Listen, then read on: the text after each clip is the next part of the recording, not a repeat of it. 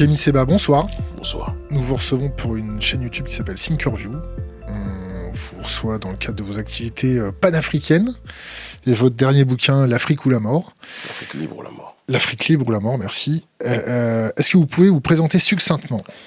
Kémy Séba, président de l'ONG Urgence panafricaniste, chroniqueur géopolitique pour diverses grosses chaînes en Afrique francophone et écrivain, auteur de 4 ouvrages sur le panafricanisme et la conscience noire en général.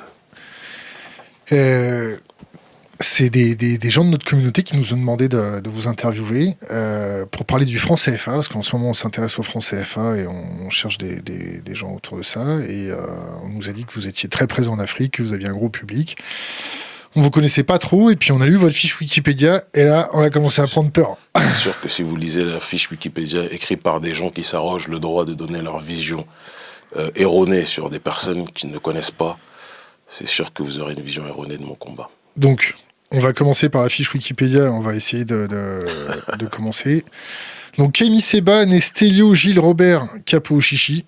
Ouais, Stélio, c'est le prénom que mes parents m'ont donné, qui est la traduction de Séba d'ailleurs.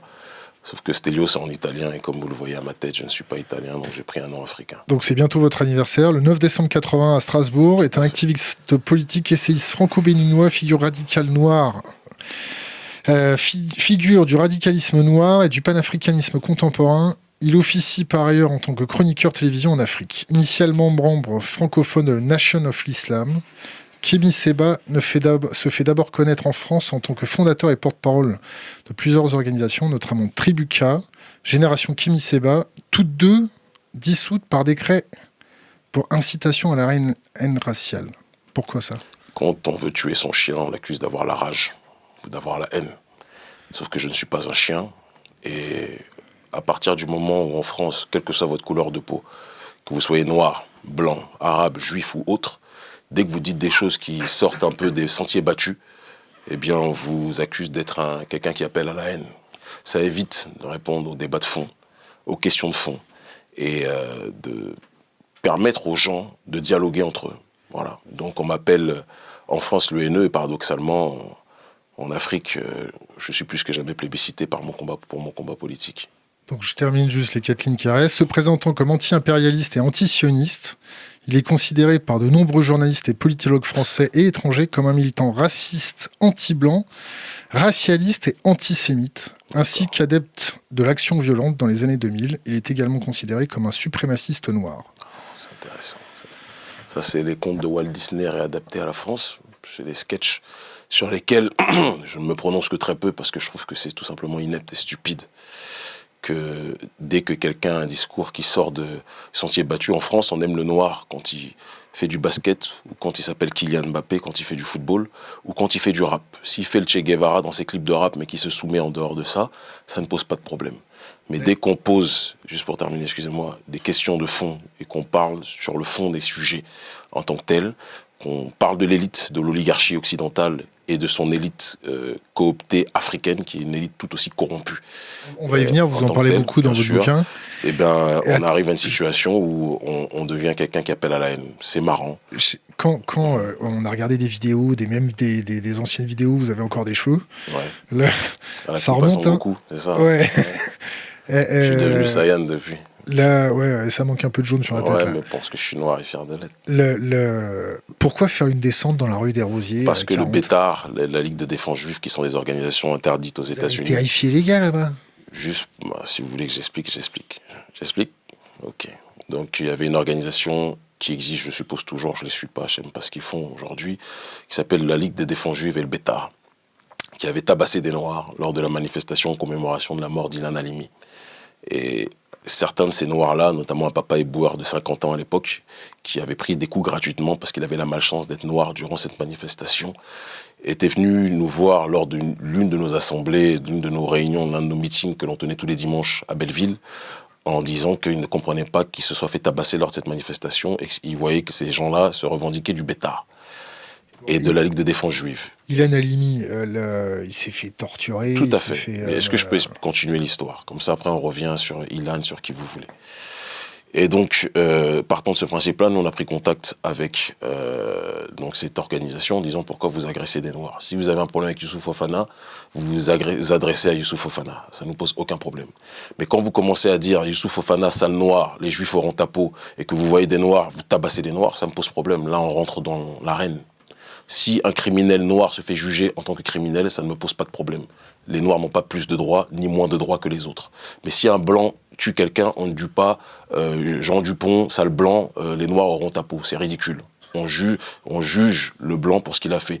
Quand Marc Dutroux viole des enfants, on ne dit pas sale Blanc, les Noirs auront ta peau. C'est stupide. On s'attaque à monsieur le violeur, quel qu'il soit, ou le criminel. Donc on a pris contact avec la Ligue des défense juive et le Bétard, qui, paraît-il, terrorisait les gens. J'avais appris ça. Moi, généralement, je ne suis terrorisé par personne. Et c'est une constante dans mon combat politique depuis très longtemps, et ça ne changera pas. Et donc, ils nous ont dit, bande de grandes gueules, en gros, ça vous pose quoi comme problème qu'on ait tabassé des Noirs? On fait ce qu'on veut. En France, ce pays nous appartient. C'était leur langage. On a été mis sur écoute, donc les gens savent. C'est pour ça que j'ai été acquitté lors de cette descente rue des Rogiers. J'ai pas eu de problème lors de cette occasion-là à cause de ça. Et ils nous ont donné rendez-vous. Et le problème, c'est que moi, quand on me donne rendez-vous, je viens. Toujours. Et donc, je suis venu accompagner des militants de notre organisation à l'époque, la Tribuca. Des fois un peu en retard. Non, l'heure de l'émission, c'était, je crois, 8h, et je suis venu à 8h moins 10. Il ne faut pas oublier qu'on est dans le décalage horaire, parce que je vis en Afrique, je suis juste venu pour vous et pour mon stock de livres, et je repars le lendemain. Continuez. Bref. Donc, on s'est rendu à l'invitation. Quand on m'invite à un anniversaire, je viens. Quand on m'invite pour une rencontre, je viens. Il se trouve que quand je suis venu, la rue s'est écartée comme la mer Rouge devant Moïse. Ils sont tous rentrés dans les restaurants falafel. Les mêmes qui étaient des habitués pour tabasser gratuitement aussi bien des Juifs qui s'opposent au colonialisme au Moyen-Orient que des Noirs, des Arabes ou autres. Et ben, quand ils nous ont vus, ils ont laissé les gens sur le carreau dans la rue. Ils sont rentrés dans les magasins. Ils ont disparu. Il se trouve qu'on n'avait pas d'armes. Il n'y a pas eu de coup, il n'y a pas eu une seule violence, et c'est pour ça que je n'ai eu aucune, je dis bien aucune condamnation judiciaire pour cette descente qui n'était en réalité qu'une rencontre. Simplement, quand des Noirs viennent de manière disciplinée, quels que soient dans les endroits où ils se trouvent, eh ben, il se trouve que des gens qui veulent instrumentaliser la situation vont présenter ça d'une autre façon. Donc, parler de descente dans un quartier juif, c'était un beau titre pour les médias. Je n'ai eu aucune condamnation. La justice m'a, entre guillemets, j'allais dire blanchi, c'est le mauvais terme, vous le voyez bien, mais m'a acquitté de toute charge lors de cette descente, en constatant qu'en effet, il n'y avait pas eu de violence, il n'y avait rien eu. Mais en effet, ça avait fait du bruit. Sarkozy était en pleine campagne présidentielle, donc il s'est servi de cette affaire pour dire des méchants noirs, des nazis noirs. On fait une descente dans le quartier juif. Moi, un juif qui n'a rien fait ne me pose pas de problème. C'est un frère en humanité, comme un arabe, un blanc, un noir ou autre. Par contre, il y a des criminels dans toutes les communautés et il y a des gens qui sont des oppresseurs dans toutes les communautés et je ne vois pas pourquoi j'aurais le droit de dénoncer tout ce qui se passe dans toutes les communautés, y compris dans la mienne, mais que je n'aurais pas le droit de pointer du doigt ce qui ne va pas chez ces milices extrémistes. C'est ce que j'ai fait. Elles ont bégayé ce jour-là et parce qu'ils savaient très bien qu'ils n'avaient pas les armes qu'il fallait pour nous affronter, c'est rentré dans un débat politique et c'est par décision politique qu'on a été interdit. D'accord, au Conseil des ministres, c'était la première fois de l'histoire qu'une organisation afro-descendante était interdite sous la Ve République, soi-disant pour des propos d'incitation à la haine raciale, parce qu'on disait qu'on allait s'occuper de... Oui, mais bon, dès qu'on parle de certaines choses, si je dis que Moïse, ou que je ne sais pas comment il s'appelle, aura un nom cassé, on va dire que je suis antisémite. Il arrive un moment où en France, le débat, il est hystérisé. On n'a pas le droit, en fait, à cause peut-être d'un sentiment de culpabilité de certains en France ou pas, on n'a pas le droit de dire qu'il y a des choses qui peuvent ne pas aller dans cette communauté. On a le droit de dire tout chez tous les autres. Je ne comprends pas pourquoi on n'a pas le droit de dire ce qui ne va pas dans cette communauté. Et moi, j'ai un problème. Je suis issu d'un peuple qui est ostracisé, un peuple qui souffre le martyre. Je vis sur le continent depuis maintenant 9 ans, d'accord, qui vit dans des conditions indécentes, y compris en priorité à cause des responsabilités de nos élites. Il faut qu'on le dise aussi, nos élites endogènes. On en reparlera tout à l'heure. Et donc, je suis très sensible aux deux poids, deux mesures, à l'injustice. Je ne comprends pas que quand il y a des propos inacceptables tenus chez des Blancs, chez des Arabes, chez des Noirs, il y a un consensus, tout le monde a le droit de parler, mais une sorte d'omerta, comme si la population juive serait une population qui ne serait pas en égalité avec les autres, comme si on n'aurait pas le droit de dire qu'il y a des choses qui ne vont pas chez les autres. Vous êtes taxé direct d'antisémite. Mais moi, j'ai un problème, je m'en fous des étiquettes. Voilà, je vais être très clair. Je ne veux pas être dans l'essentialisme. Il y a des périodes où je l'étais peut-être de manière provocatrice parce que j'ai bien compris, dès lors que j'ai senti qu'il y avait un tabou sur certaines choses, moi, je fonce. D'accord ? Donc je m'enfonce dans la chose. Rentrer en Afrique m'a permis d'avoir beaucoup plus de distance critique sur la question des confrontations entre identités et de beaucoup plus analyser la problématique des classes. Ce qui ne veut pas dire que je suis non plus un marxiste congénital en tant que tel. Donc voilà un petit peu la situation. Est-ce que vous leur avez tendu la main depuis ? Est-ce que vous avez essayé d'arranger les choses, de vous comprendre, d'essayer de... J'ai pas besoin de comprendre le Bétar, la Ligue de défense juive, ça m'intéresse pas de les comprendre. Ils ont tabassé des Noirs. Fin de l'histoire. Le débat, là, on est en 2018. Ça s'est passé en 2006. Entre-temps, j'ai eu des enfants. Entre-temps, j'ai connu un accès aux masses médias en Afrique. Entre-temps, notre combat a pris une ampleur sur le continent africain. J'ai pas besoin de parler de la Ligue de défense juive et le Bétar. Ils ne sont pas dans mon agenda. Je ne sais même pas s'ils existent encore au moment où je te parle. Et je vais aller plus loin juste pour terminer cette situation. Ça ne m'a pas empêché, durant toutes ces années, de rencontrer des juifs exceptionnels. Parce qu'il y en a. Des noms ? Non, je ne vais pas te donner leur nom, ils vont se faire tabasser par le Bétar et l'LDJ, peut-être, j'en sais rien. Mais plus sérieusement, des citoyens lambda, normaux, d'accord, qui vivent comme des êtres humains sur cette terre et qui essayent de trouver le bonheur comme des tas d'autres êtres humains sur cette terre. Donc le problème, c'est pas les juifs contre les noirs, le problème, c'est qu'il y a des voyous dans toutes les communautés, et de la même façon que quand il y a des choses qui ne vont pas chez les nôtres, je suis le premier, moi-même, à tout faire pour essayer de faire avancer les choses dans la bonne direction. Bah, quand ça ne va pas chez d'autres, je ne vois pas pourquoi on devrait se mettre à sparadrap sous prétexte que c'est le peuple élu. Entre guillemets, sachant que j'ai voté pour personne à titre personnel. Le faire avec moins de violence, peut-être, non ? Violence de quoi ? Il n'y a qu'en France qu'on me parle de violence. Il faut qu'on se rappelle des choses. En Afrique, j'ai reçu, je ne sais pas combien de prix. J'ai reçu le prix MyPad que j'ai refusé, Most Influential People of African Descent. Vous voulez que j'aille à New York, j'ai refusé. J'ai reçu le prix Africa News, prix de la personnalité politique africaine de l'année. Africa News, c'est la chaîne équivalente de Euronews en Afrique. C'est la même filiale d'ailleurs. J'ai reçu le prix MJ Intellect. On me plébiscite pour mon combat politique, pour l'influence que j'ai sur la jeunesse africaine. Et de l'autre côté, en France, on me considère comme un terroriste. Il y a un moment, peut-être, il y a un problème. Il y a une double vision, ou alors il y en a peut-être qui aura besoin de lunettes. Et dans le même temps, on a Éric Zemmour, qu'on laisse parler dans tous les médias. Moi, je dirais le milliardième de ce qu'il dit dans les médias. Je serais déjà incarcéré. On m'a incarcéré 2 fois en France. Alors, combien de fois vous avez fait de la tôle ? Et pourquoi ? Quel motif ? 3 fois. Combien de temps ? La première fois, parce que soi-disant... Bon, les deux fois en France et une fois au Sénégal. La première, parce que j'étais venu ouvrir une antenne de mon mouvement à Chartres, et le préfet de la région à Chartres avait carrément sorti le plan Vigipirate en disant qu'il ne fallait pas que je vienne, que j'ouvre une antenne de quoi que ce soit, que je suis quelqu'un de dangereux pour l'ordre public, entre guillemets. Et je lui avais dit vraiment, vous confondez. J'ai dit aux policiers divisionnaires de l'époque, vous comportez comme un chien de l'oligarchie sioniste en tant que tel, ça fait mal au cœur, ça fait de la peine. Ils m'ont mis outrage. Il m'a même dit violence, alors que je crois que je l'ai frôlé. Enfin bref. Et on m'a mis 2 mois en prison, en isolement. Et ceux qui ont fait de la prison en isolement savent que c'est comme si vous avez fait beaucoup plus longtemps en partageant avec les autres. C'était à Bois d'Arcy, je crois. La deuxième fois, j'ai rencontré un proche journaliste de Bernard-Henri Lévy qui avait fait un reportage diffamatoire sur moi. Et moi, je suis un homme de contact, j'aime le peuple et j'aime l'humanité. Et donc, quand quelqu'un ment sur moi, je vais à sa rencontre et je lui demande pourquoi tu racontes n'importe quoi sur moi. Il a eu la mauvaise attitude de me souffler de la cigarette en plein visage et de me dire « j'ai pas envie de parler avec toi », alors que j'avais été très courtois avec lui. Il m'a bousculé alors que je n'avais rien fait. La réponse n'appartient qu'à Dieu. Il se trouve que j'ai eu un contrôle judiciaire pour bousculade. On était 3, ils étaient 2, je crois. Il y en a un qui a été innocenté parce qu'il n'avait pas donné de coup. En réalité, c'était 2 contre 2. Et on m'a condamné à du sursis. En réalité, c'était un prétexte pour essayer de m'immobiliser, parce que ça faisait un bout de temps que le procureur qui était en charge de l'affaire... Non, mais j'y arrive. Si je donne mon explication, tu comprendras peut-être un peu mieux, ou vous comprendrez peut-être un peu mieux. Le procureur en question, qui s'appelait M. Zoukowitz, ça faisait 1 an qu'il essayait de me faire incarcérer dans tous les procès que j'avais. Ça ne marchait pas, et donc il s'est saisi de cette occasion. Et malgré ça, il avait demandé 1 an ferme. C'était délirant pour quelques coups. Mais la juge a tenu compte du fait que j'avais été bousculé en premier et que je n'avais fait que répliquer. Et donc, elle m'a mis du sursis. Et j'étais semi-assigné à résidence. Je devais pointer 1 fois par semaine ou 2 fois par semaine, je ne sais plus, dans la ville où j'étais. J'étais interdit de partir de France. Et il se trouve que moi, je n'aime pas trop qu'on me... Donc ça arrivé en 2009. Et je n'aime pas trop qu'on me régule.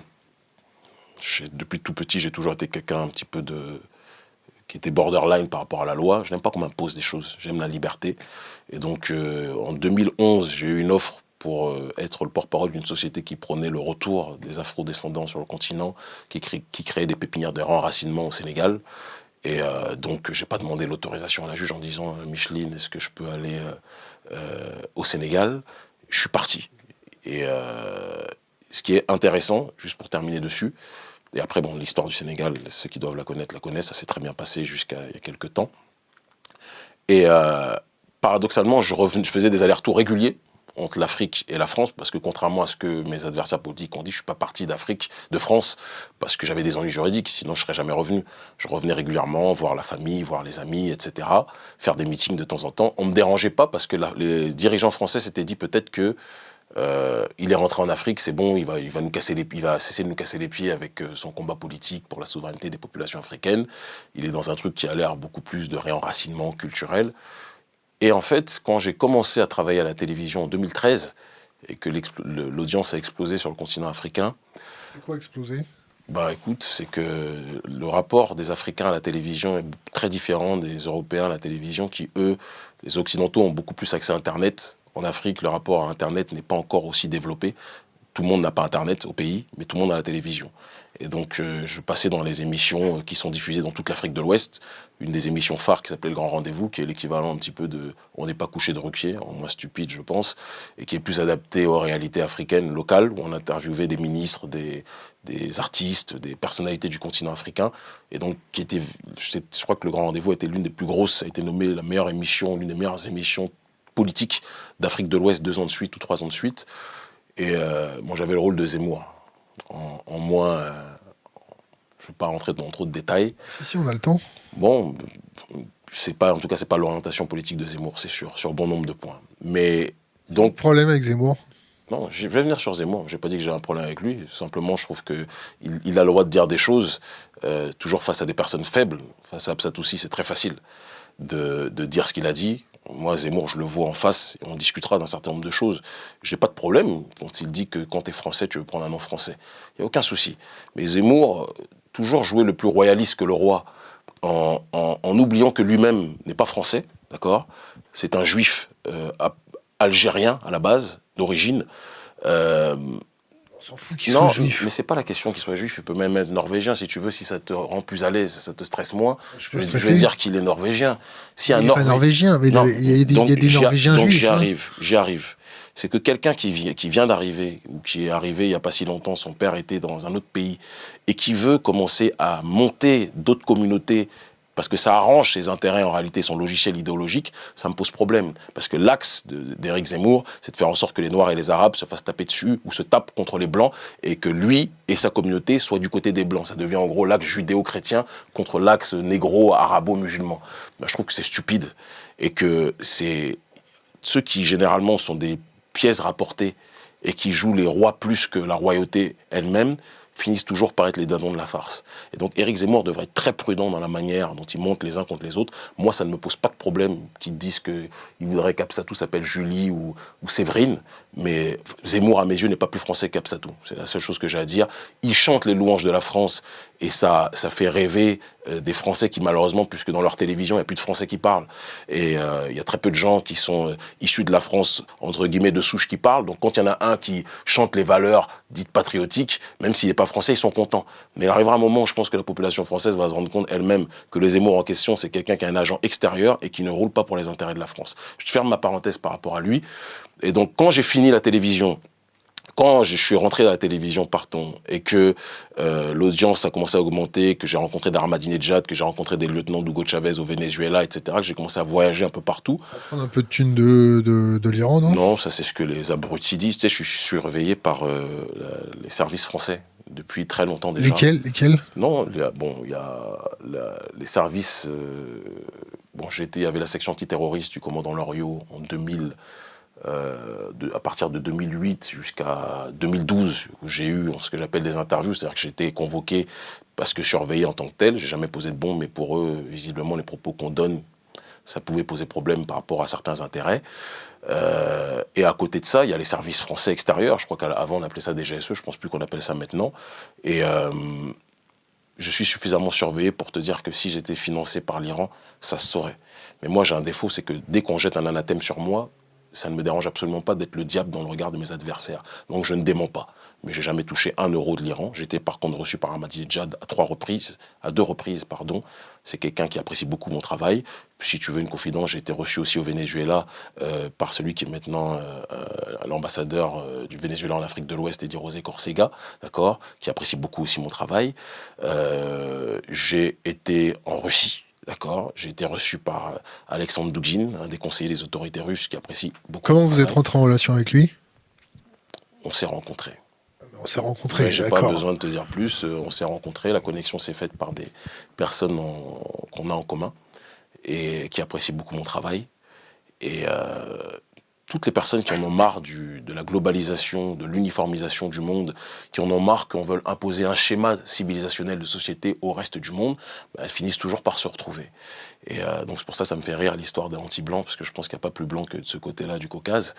Mais on s'est rencontrés, ça a été une très belle rencontre intellectuelle et politique, philosophique aussi. Est-ce que vous n'êtes pas un peu la pièce rapportée, née à Strasbourg, qui se prend un peu plus roi que le roi et qui veut être roi d'Afrique et à prendre le panafricanisme? Si je voulais être roi, je vais te dire un truc, il y a beaucoup d'élections et beaucoup de partis puissants qui lorgnent sur mon audience en Afrique, parce que celui qui veut jouer plus roi que le roi, il est plus écouté que beaucoup de politiciens qui sont là depuis très longtemps sur le continent et qui contribuent à rouler leur population.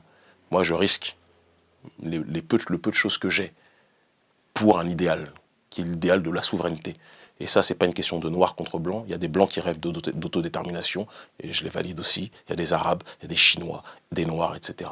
Et la population africaine, elle est très sensible, en tout cas beaucoup d'entre eux, à la notion du sacrifice. Voilà. Donc la pièce rapportée, visiblement, elle est plus intégrée que beaucoup de politiciens locaux, parce que je pense que si aujourd'hui tu vas sur le continent, et si un jour on a l'occasion, je t'inviterai, tu auras l'occasion de voir de quelle manière nous sommes perçus et de quelle manière eux le sont. Nous, on réunit des milliers de personnes en Afrique, dans chaque pays où on va. Là, on est de samedi dernier, il y a quelques jours à peine, j'étais à Ouagadougou, on a réuni 3000 personnes. Aucun politicien ne peut le faire sans dépenser des millions en Afrique. Nous, on n'a pas besoin de ça. Parce que les gens, ils sont à l'écoute de quelqu'un qui risque sa vie, qui risque les avantages qu'il a, ou le peu d'avantages qu'il a, pour l'intérêt commun. On va repartir depuis le début. Donc, Kémy Séba, quel âge il a? J'ai 36 ans, 37 ans en décembre. J'ai pas fini mon histoire sur les raisons qui ont fait qu'ils m'ont incarcéré. Mais bon, si tu veux. Bon, vas-y. Donc, juste pour terminer, donc, quand je suis revenu de toutes ces rencontres, ils ont profité de la séance de dédicace d'un de mes livres. Je crois que c'était Black Nihilisme. Et donc, ils ont fait réapparaître, en fait, le fait que j'avais violé le contrôle judiciaire depuis 2011. De 2011 à 2014, je faisais des allers-retours sous la surveillance de la police, ça leur posait pas de problème. Mais après avoir rencontré des Vénézuéliens et des Iraniens, ben là, c'est devenu un problème. Et donc, ils m'ont mis en prison, en isolement, cette fois-ci à Fleury-Mérogis. Combien de temps? Toujours en isolement, 2 mois. Je crois que l'isolement et 2 mois chez moi, en prison, c'est une règle chez eux. Comment ça se passe, l'isolement? C'est pas cool. C'est pas cool. Mais ça permet toujours, moi je suis toujours quelqu'un qui me dit que quand quelqu'un veut me noyer, il m'apprend l'apnée. Et je me sers toujours de ces moments-là pour être dans une démarche introspective et essayer de sortir beaucoup plus fort. Donc je lis beaucoup, je fais du sport et je réfléchis aux prochaines stratégies que j'aurai pour être encore plus fort quand je ressortirai. Donc en fait ça sert à rien leur prison, parce que ça me permet d'être encore plus fort quand je ressors. Donc, Kémy Séba, 37 ans, marié. Tout à fait. Bigame. Je sais pas ce que ça veut dire bigame, ça c'est l'occidental. 2 femmes, quoi. Moi j'ai 2 épouses, et Touma Séba qui est enseignante, et j'ai Natou Pedro Sakumbi qui est chercheuse en histoire, qui est nigériane congolaise. Voilà, la première est camerounaise. Je suis avec la première depuis 14 ans et la deuxième depuis 8 ans. Comment elle a pris la nouvelle de prendre une deuxième femme? Comment la nouvelle a... Comment l'ancienne a pris la nouvelle de la deuxième femme? Non. Elle sait que je ne suis pas quelqu'un qui joue avec la dynamique du mariage, que je fais tout pour ma famille. Et elle sait que ce n'était pas simplement un délire d'avoir d'ego pour avoir d'ego. Ce n'est pas le problème. C'est chez nous, dans la perception africaine, dans la tradition africaine, la femme est le pilier de l'homme dans les sociétés matrilinéaires. Et la polygamie, dans son acception occidentale, n'est pas perçue de la même façon que sur le continent africain. à bon nombre d'endroits. C'est légal d'avoir deux femmes Oui, dans nos pays. en France? Je m'en fous, je suis pas en France, moi. Bon alors, par rapport à ça, le passeport, il est de quelle couleur? Non, j'ai acquis le passeport béninois il y a 4 ans. Et la carte d'identité béninoise. J'ai laissé la carte d'identité française et j'ai le passeport français qui me permet de parler aux Antilles, à mon peuple qui m'écoute en nombre là-bas, même si j'ai des opposants bien évidemment aussi. Lequel? Tous ceux qui travaillent pour les autorités françaises, même pas beaucoup. Et les béquets, bien évidemment, qui sont les descendants d'esclavagistes qui possèdent encore beaucoup de richesses, puisqu'ils ont 95% des richesses, alors qu'ils représentent 5% de la population, eux-mêmes pas trop. Et là, Ça qu'a parlé créole? non, je parle pas créole. Non. Mais pourquoi pas m'apprendre? Si toi tu veux m'apprendre, y a pas de souci. Mais je préférerais que ce soit un frère ou une sœur qui le fasse. Pourquoi? Parce que je pense qu'il aura plus de maîtrise de sa propre langue que toi. Tout simplement. Si tu parles créole, je serais très surpris que tu me... Bon, Timal, on verra ça plus tard. Voilà, regarde, tu vois. C'est trop facile ça. De quoi? Vas-y, parle. Bah, moi, tibitain. Là. Vas-y, Alors, parlons. pourquoi prôner en Afrique ce retour aux sources identitaires? Parce que l'Afrique est la population qui a été la première. On parle du nouvel ordre mondial aujourd'hui, c'est un terme à la mode. Mais le mondialisme, la première entité qu'il a rencontrée dans l'humanité, c'est la population africaine. L'esclavage, la colonisation, je ne suis pas en train de faire de la victimisation, ce que je dis toujours qu'il arrive un moment, il faut qu'on se regarde dans la glace, qu'on se prenne en main. Il ne faut pas toujours dire que c'est la faute des autres. Une civilisation est détruite de l'extérieur que si elle est rongée de l'intérieur. Donc on est les premiers responsables. Ça, il faut que ce soit clair. Mais notre peuple s'est fait laver le cerveau culturellement, politiquement, intellectuellement, de telle sorte qu'on a une élite aujourd'hui même africaine qui d'ailleurs est le premier problème. Vous avez reçu un de ses représentants la dernière fois qui pense beaucoup plus en fonction de la bobocratie occidentale qu'en fonction... On va Il n'y a pas de revenir. problème, on revient sur tout ce qu'on veut. Moi, je suis allé sur tout. Mais qui pense beaucoup plus par rapport à une vision oligarchique occidentale que par rapport aux intérêts du prolétariat africain. Il y a réellement un seul peuple en Afrique? Non, mais il y a plusieurs peuples. Mais on a tous une racine. On a une racine commune. Mais Bah, évidemment... qu'il y a on plusieurs a la peuples. même racine commune, toi et moi. Je sais pas la question. Si tu veux, on est des frères. On peut marcher nus avec une tulipe dans les cheveux. Il n'y a pas de souci. Et puis on dira on est des Qui est frères. pour tous les cheveux? United Color, ça peut repousser. Mais... il y a plusieurs peuples, ça n'a jamais été la question de dire il y a un seul peuple, mais il y a plusieurs peuples, plusieurs familles qui forment un seul ensemble. Et on est dans un monde aujourd'hui, il y a les blocs civilisationnels. Tu as l'eurasisme d'un côté, où les populations slaves essayent de se réunir autour de cet idéal. Tu as le bolivarisme en Amérique du Sud, où les populations d'Amérique latine essayent de se réunir autour d'un idéal. L'Union européenne est contestée parce que c'est l'union en réalité de l'oligarchie financière qui asphyxie les peuples européens qui souffrent réellement. Mais le panafricanisme, c'est une idéologie de libération qui veut transcender la problématique de la balkanisation du continent africain qui nous a été imposée en 1884 et 1885 à Berlin. Donc, vouloir tendre vers un seul peuple ou vers une unité de l'Est à l'Ouest, du Nord au Sud, c'est quelque chose qui est du domaine du vital pour nous, parce qu'on a été détruit de A à Z, et qu'aujourd'hui, ce sont nos propres élites qui participent à propager cette logique de destruction. Et dans cette démarche-là, il y a une nécessité du retour aux sources qui doit être effectuée, qui ne peut jamais être complète, parce qu'on fait partie d'un ensemble. On fait partie, excusez-moi, d'un ensemble qui est globalisé aujourd'hui. Le néolibéralisme a complètement javélisé ou a accentué le processus de javélisation de nos populations, qui a poussé les nôtres à une certaine forme d'individualisme, alors que dans nos sociétés en Afrique, le solidarisme et ce que Julius Nyerere, l'ancien président de Tanzanie, appelait le l'Ujamaa, le villageoisme, c'est quelque chose qui, normalement, était prépondérant. L'individu ne peut pas être supérieur à la collectivité, structurellement parlant. Mais le néolibéralisme, ou le globalisme, ou le mondialisme, tel qu'on le présente aujourd'hui, a fait en sorte que dans les grandes capitales, dans les villages, c'est encore différent, mais il y a de plus en plus de dérives sur le comportement que ont les gens. Et cette problématique que rencontrent les Africains, mais les Occidentaux le rencontrent aussi. Moi, je rencontre beaucoup de populations quand je voyage, quand je vais rencontrer certaines personnes, etc., des amis ou autres, des anciennes connaissances qui vivent dans des campagnes, qui me disent que aujourd'hui, le mondialisme en tant que tel, c'est quelque chose qui les détruit aussi. Et donc, c'est pas une problématique qui touche simplement les Noirs, ça touche tout le monde. Simplement, je crois que nous, ça nous a touché à plus grande ampleur parce que l'esclavage et la colonisation, c'est pas quelque chose dont on sort de manière indemne. Ça, c'est certain. Mais c'est un travail qu'on doit faire sur nous-mêmes. C'est pas les autres le problème. Tu sais, j'ai envie de te dire que tu vas pas demander à un vautour de se transformer en hibou ou en autre chose. Chacun sa nature. Le capitalisme, c'est le vautour. L'oligarchie occidentale, c'est le vautour qui saigne son propre peuple. Donc je vois pas pourquoi ils vont arrêter de saigner les nôtres. Mais c'est à nous de nous organiser pour donner un autre visage que le visage excuse-moi le terme, mais du singe savant qui aime appliquer exactement ce qui est énoncé ou ce qui est prôné par l'oligarchie occidentale. Alors, admettons qu'avec une baguette magique, c'est pas une baguette magique. Vous y arrivez. C'est pas une baguette magique, c'est des efforts, c'est des sacrifices. Ouais, c'est peut-être des siècles aussi. Mais ça fait déjà des siècles qu'on est dedans. Et bon, admettons que ça fonctionne. Ouais. C'est pour aller où? C'est pour faire quoi?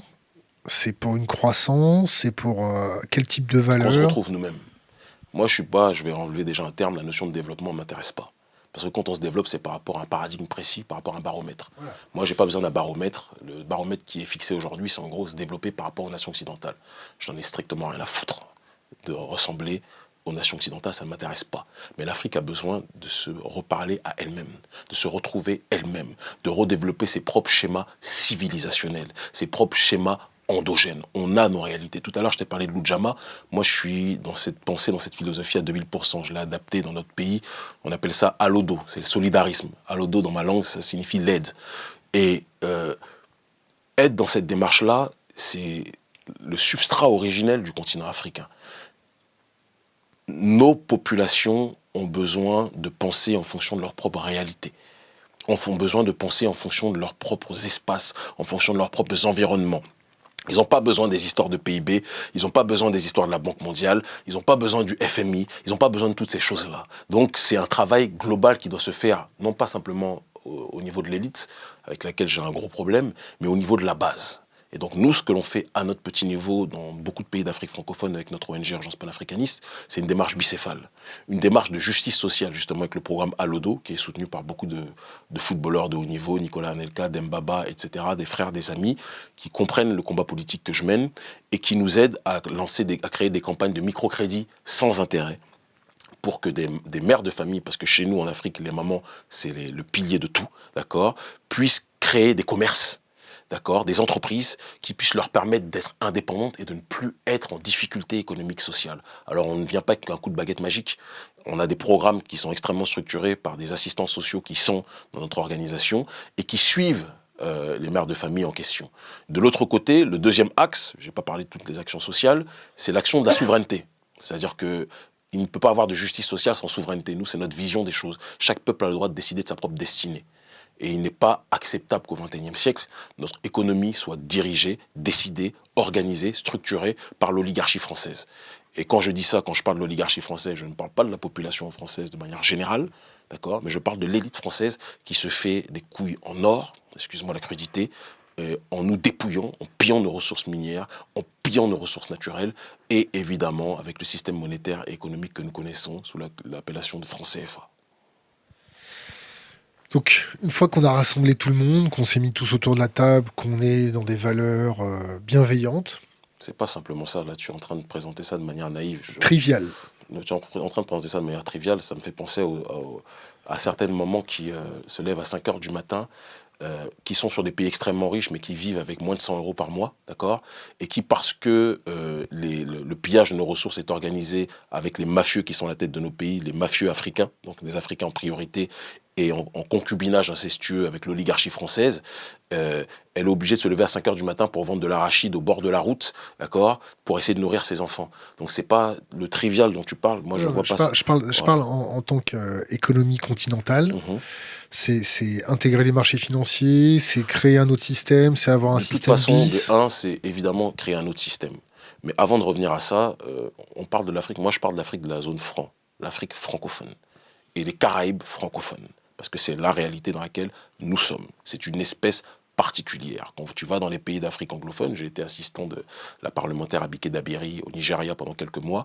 Le Nigeria, ça n'a strictement rien à voir avec les pays d'Afrique francophone. Le Ghana va bientôt être le plus peuplé, troisième pays le plus peuplé au monde bientôt. Là, tu vois, tu as les chiffres que je ne connais pas, et quand je ne connais pas, je ne parle pas.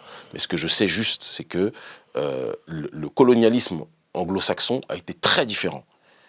Il y a l'Indirect Rule, excusez-moi pour le mauvais accent, la règle, en tout cas le rapport, il y a une plus grosse autonomie qui a été laissée durant le colonialisme aux populations africaines sous colonialisme anglophone que dans les pays sous colonialisme francophone, où l'humanisme, le pseudo-universalisme, qui est une ineptie intégrale en réalité, et qui est imposé, a fait en sorte que ça a complètement aliéné, donc rendu étranger à soi-même bon nombre des nôtres dans nos pays d'Afrique francophone. Et c'est ce qui explique que la partie la plus colonisée sur le continent africain, c'est pas la partie lusophone, aujourd'hui encore, c'est pas la partie anglophone, c'est la partie francophone.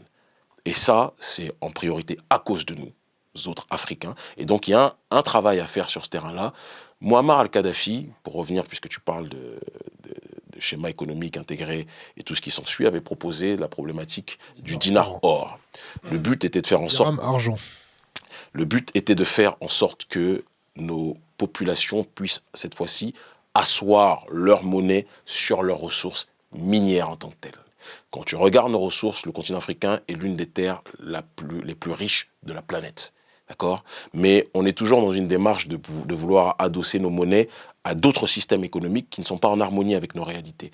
Et donc, le projet du dinar or dont parlait Kadhafi pouvait permettre, à partir du moment où il y avait un devoir, un travail de réappropriation de nos ressources qui était effectué, pouvait permettre à la population africaine de retrouver une véritable autodétermination. Et il voulait quoi ? Il voulait adosser les banques centrales à ces ressources-là, et donc il y a un travail de réappropriation des richesses qui soit organisé. Lui, c'était sur l'or, parce que l'or, c'est quelque chose qui est extrêmement présent, où était, je ne sais pas si ça a été pillé entre-temps par les élites françaises et associées, mais il voulait adosser ça à l'or, et il voulait que de manière générale, nos richesses puissent être le support sur lequel, justement, cette démarche monétaire s'installe. Moi, je me situe dans une problématique qui est la suivante. C'est un travail à la chaîne. Moi, je suis un acteur de la société civile qui est entendu. Ma responsabilité, c'était d'animer et d'agiter ce débat qui était rendu tabou depuis trop longtemps sur le continent africain. Et donc, on a organisé une croisade sur cette problématique de la souveraineté. Et dans un des tiroirs de la souveraineté monétaire est évidemment extrêmement importante. Et c'est pour cette raison qu'on a réussi, je pense, à imposer dans le débat de société sur le continent africain la question du franc CFA. Il y a du racisme en Afrique ? Alors, je vais te dire quelque chose qui va te paraître un peu borderline sans doute, mais c'est pas trop mon souci. Moi, les histoires de racisme ne m'intéressent pas. Racisme, noir, blanc, moi je suis pas... Racisme noir. Non, mais il y a des tensions, ça existe partout. Ça existe partout. Il ne faut pas non plus idéaliser. Mais on n'appellera pas ça du racisme. Il y a certaines régions vont se penser meilleures que d'autres. Il n'y a pas de génocide entre communautés. Non, mais à part les génocides organisés comme au Rwanda, où on sait qui sont les responsables, le génocide, à la base, c'est plus l'impérialisme a commis ce génocide-là, vis-à-vis des nôtres. L'élite financière occidentale, je dis bien l'élite et pas le prolétariat occidental, c'est important, a commis ce génocide-là. Maintenant, est-ce qu'il y a eu des génocides entre Africains ? Il y a des génocides entre Africains, ou Tutsi, c'est quelque chose qui a existé. Il y en a certainement peut-être eu d'autres, mais ils sont microscopiques par rapport au génocide imposé par la finance internationale vis-à-vis des populations africaines. Et pour revenir sur le racisme, ça disparaîtra jamais, si ça existe, d'accord ? L'hostilité entre des gens de différents peuples, ou même entre des gens d'un même peuple, c'est pas le problème. Ouais, c'est pas Rokhaya Diallo ici. Donc moi, c'est pas ça qui m'intéresse. Par contre, l'oppression systémique d'une élite sur d'autres peuples, ça me pose problème. Et c'est sur ça que je me prononce. Bon, on a reçu Louis Kemayou, ici. Ma gloire. Ouais. Et vous avez fait une vidéo. Mon équipe, pas moi, j'ai pas le temps pour ça. Ça a été validé par vous ou pas ? Tu sais, chez nous, il y a la démocratie directe. C'est-à-dire que moi, je suis au village, souvent, dans le cadre de mon travail politique. C'est pas moi qui gère ma page fan ou ma page publique. Il y a 500 000 personnes quasiment, j'ai pas le temps pour ça. Et je me suis éloigné des réseaux sociaux depuis un bout de temps. Mais j'ai une équipe qui est à la fois sur le continent africain et dans la diaspora, qui surveille et qui connaît le Kemayou, qui est quelqu'un qui vous arnaque un peu ici en se faisant passer pour un journaliste qui a pignon sur rue en Afrique, alors qu'en Afrique, tout le monde sait qu'il est balois. Donc voilà, la réalité des faits, elle est là. Et quand ils ont vu, on ne s'est jamais prononcé sur lui en 20 ans d'activisme politique, mais quand ils ont vu qu'il s'est permis de raconter n'importe quoi sur nous, alors que nous on risque notre vie pour notre souveraineté et que lui vient manger les subsides ici en France, parce que son travail il vit en France, il ne vit pas en Afrique, ben on s'est dit que, je parle au nom de l'équipe parce que je prends mes responsabilités, on s'est dit qu'on allait lui répondre, tout simplement. Alors, vous avez répondu comment ? Bah, ils ont répondu, ils ont repris ses propos et ils ont mis ça en parallèle avec une dialectique, juste je termine, une dialectique historique qui est celle du nègre d'intérieur qui se fait toujours plus roi. C'est la même chose, qui se fait toujours plus royaliste que le roi en stigmatisant les personnes africaines ou afrodescendantes qui veulent l'autodétermination. Et ce qui est assez marrant, c'est que tu avais, durant la période de Lumumba, des gens qui disaient que Lumumba était un terroriste, était un extrémiste et un fauteur de troubles. Et qu'il allait nuire aux relations entre le Congo belge et le Royaume de Belgique. On a eu des gens, à l'époque de Malcolm X, qui disaient que Malcolm X était un suprémaciste noir, un fauteur de troubles, qui était en train de semer des divisions, des tensions entre noirs et blancs. Moi, je parle avec beaucoup de blancs qui comprennent profondément notre combat, plus que Magloire, Kemayou. D'accord ? Et nous, il n'y a pas de tension entre les peuples qui se respectent. Mais par contre, moi, j'ai un problème avec les mangeurs de subsides qui mangent dans la main de l'oligarchie occidentale et de cette bien-pensance qui, en réalité, ne veut pas la souveraineté africaine. Sinon, il serait rentré au pays et il se serait retroussé les manches pour aider sa population. Mais il préfère être ici, là, à TV5 Monde ou je ne sais pas où, et raconter ses inepties. Mais il ne blague que vous, il ne blague pas nous. Bon, il a posté un commentaire sur la page Facebook qui a été gommé, d'après lui. Et lui, quand il a apparemment, si je ne m'abuse, il y a eu des personnes, environ 15 de notre page Facebook qui nous ont écrit pour dire qu'ils avaient laissé des messages sur la page de Kemayou, il les avait bloqués. Et après, lui, quelques jours après, il vient écrire chez nous et il croit qu'on va laisser. Si c'est un homme Kemayou, moi je le vois en direct et je le mange tout cru. Voilà, parlons peu. Bon, alors son message, c'était « Jusqu'à présent, je ne connaissais pas la différence entre les nègres des champs et les nègres de maison. » Il la connaît très bien parce que c'en est un. Entre parenthèses, nègre des Champs-Élysées ou nègre de Maison Lafitte. C'est pour faire rire ses amis du 16e. Finalement, le nègre de maison, c'est celui qui ne voue pas un culte au gourou Kémi Séba. Le gourou Kémi Séba. Par ricochet, tous les autres sont des nègres des champs, évidemment. C'est vraiment la dialectique du nègre de maison qui a bien... Où avais-je la tête ? Merci Kémi Séba pour cette leçon de sémantique de la publicité bienveillante. Magloire, je te réponds en te disant que le gourou qui est suivi par des centaines de milliers, pour ne pas dire des millions de personnes en Afrique, c'est qui ? C'est moi ou c'est toi qui n'est suivi par personne, si ce n'est ta mère et ton cousin, et qui ne parle que chez les Occidentaux, mais en Afrique, on te jette des pierres parce qu'on sait que tu as un vendu. Je me demande c'est qui le gourou. Fin de la citation, ce qui concerne ce guignol. Il nous a envoyé 2-3 questions. J'ai pas envie de répondre à ce clown. S'il veut me parler, il m'invite en débat dans sa chaîne à TV5 Monde et j'irai le grailler en direct. Bon, on va quand même poser les questions. Avez-vous des rapports avec des mouvements comme l'Ex-Front National ou le Ku Klux Klan, qui sont loin d'avoir la sympathie pour les Noirs ? Si oui, quelle est la nature de ces rapports ? La deuxième question, quand vous exigez la sortie du pays de la zone franc, CFA, et le boycott des produits français, poussez-vous votre logique jusqu'à brûler votre passeport français et à demander à vos camarades de lutte de faire pareil ? Je peux répondre ? Bah ouais. Bon, ce qui est intéressant, je pense que les personnes dotées de raison verront un petit peu le logiciel idéologique de ce clown. C'est-à-dire que Non, laisse-moi finir. Tu m'as pas permis de lui poser des questions directes, mais par contre, tu viens poser des questions de ce rigolo dans notre échange. Donc, tu me permets que je réponde comme je le souhaite. Avec respect, sans clown, toujours, sans rien. Non, clown, c'est un terme français, c'est pas une injure. Dans le dictionnaire, le petit Robert. Juste pour terminer, pour être sérieux, cette personne-là, qui est élevée par la bobocratie de manière intégralement sur le logiciel idéologique, dès que des personnes prônent le souverainisme, l'autodétermination, sont des patriotes ou des nationalistes, ils sont catalogués par ces gens-là d'extrême droite. Ça me fait rire.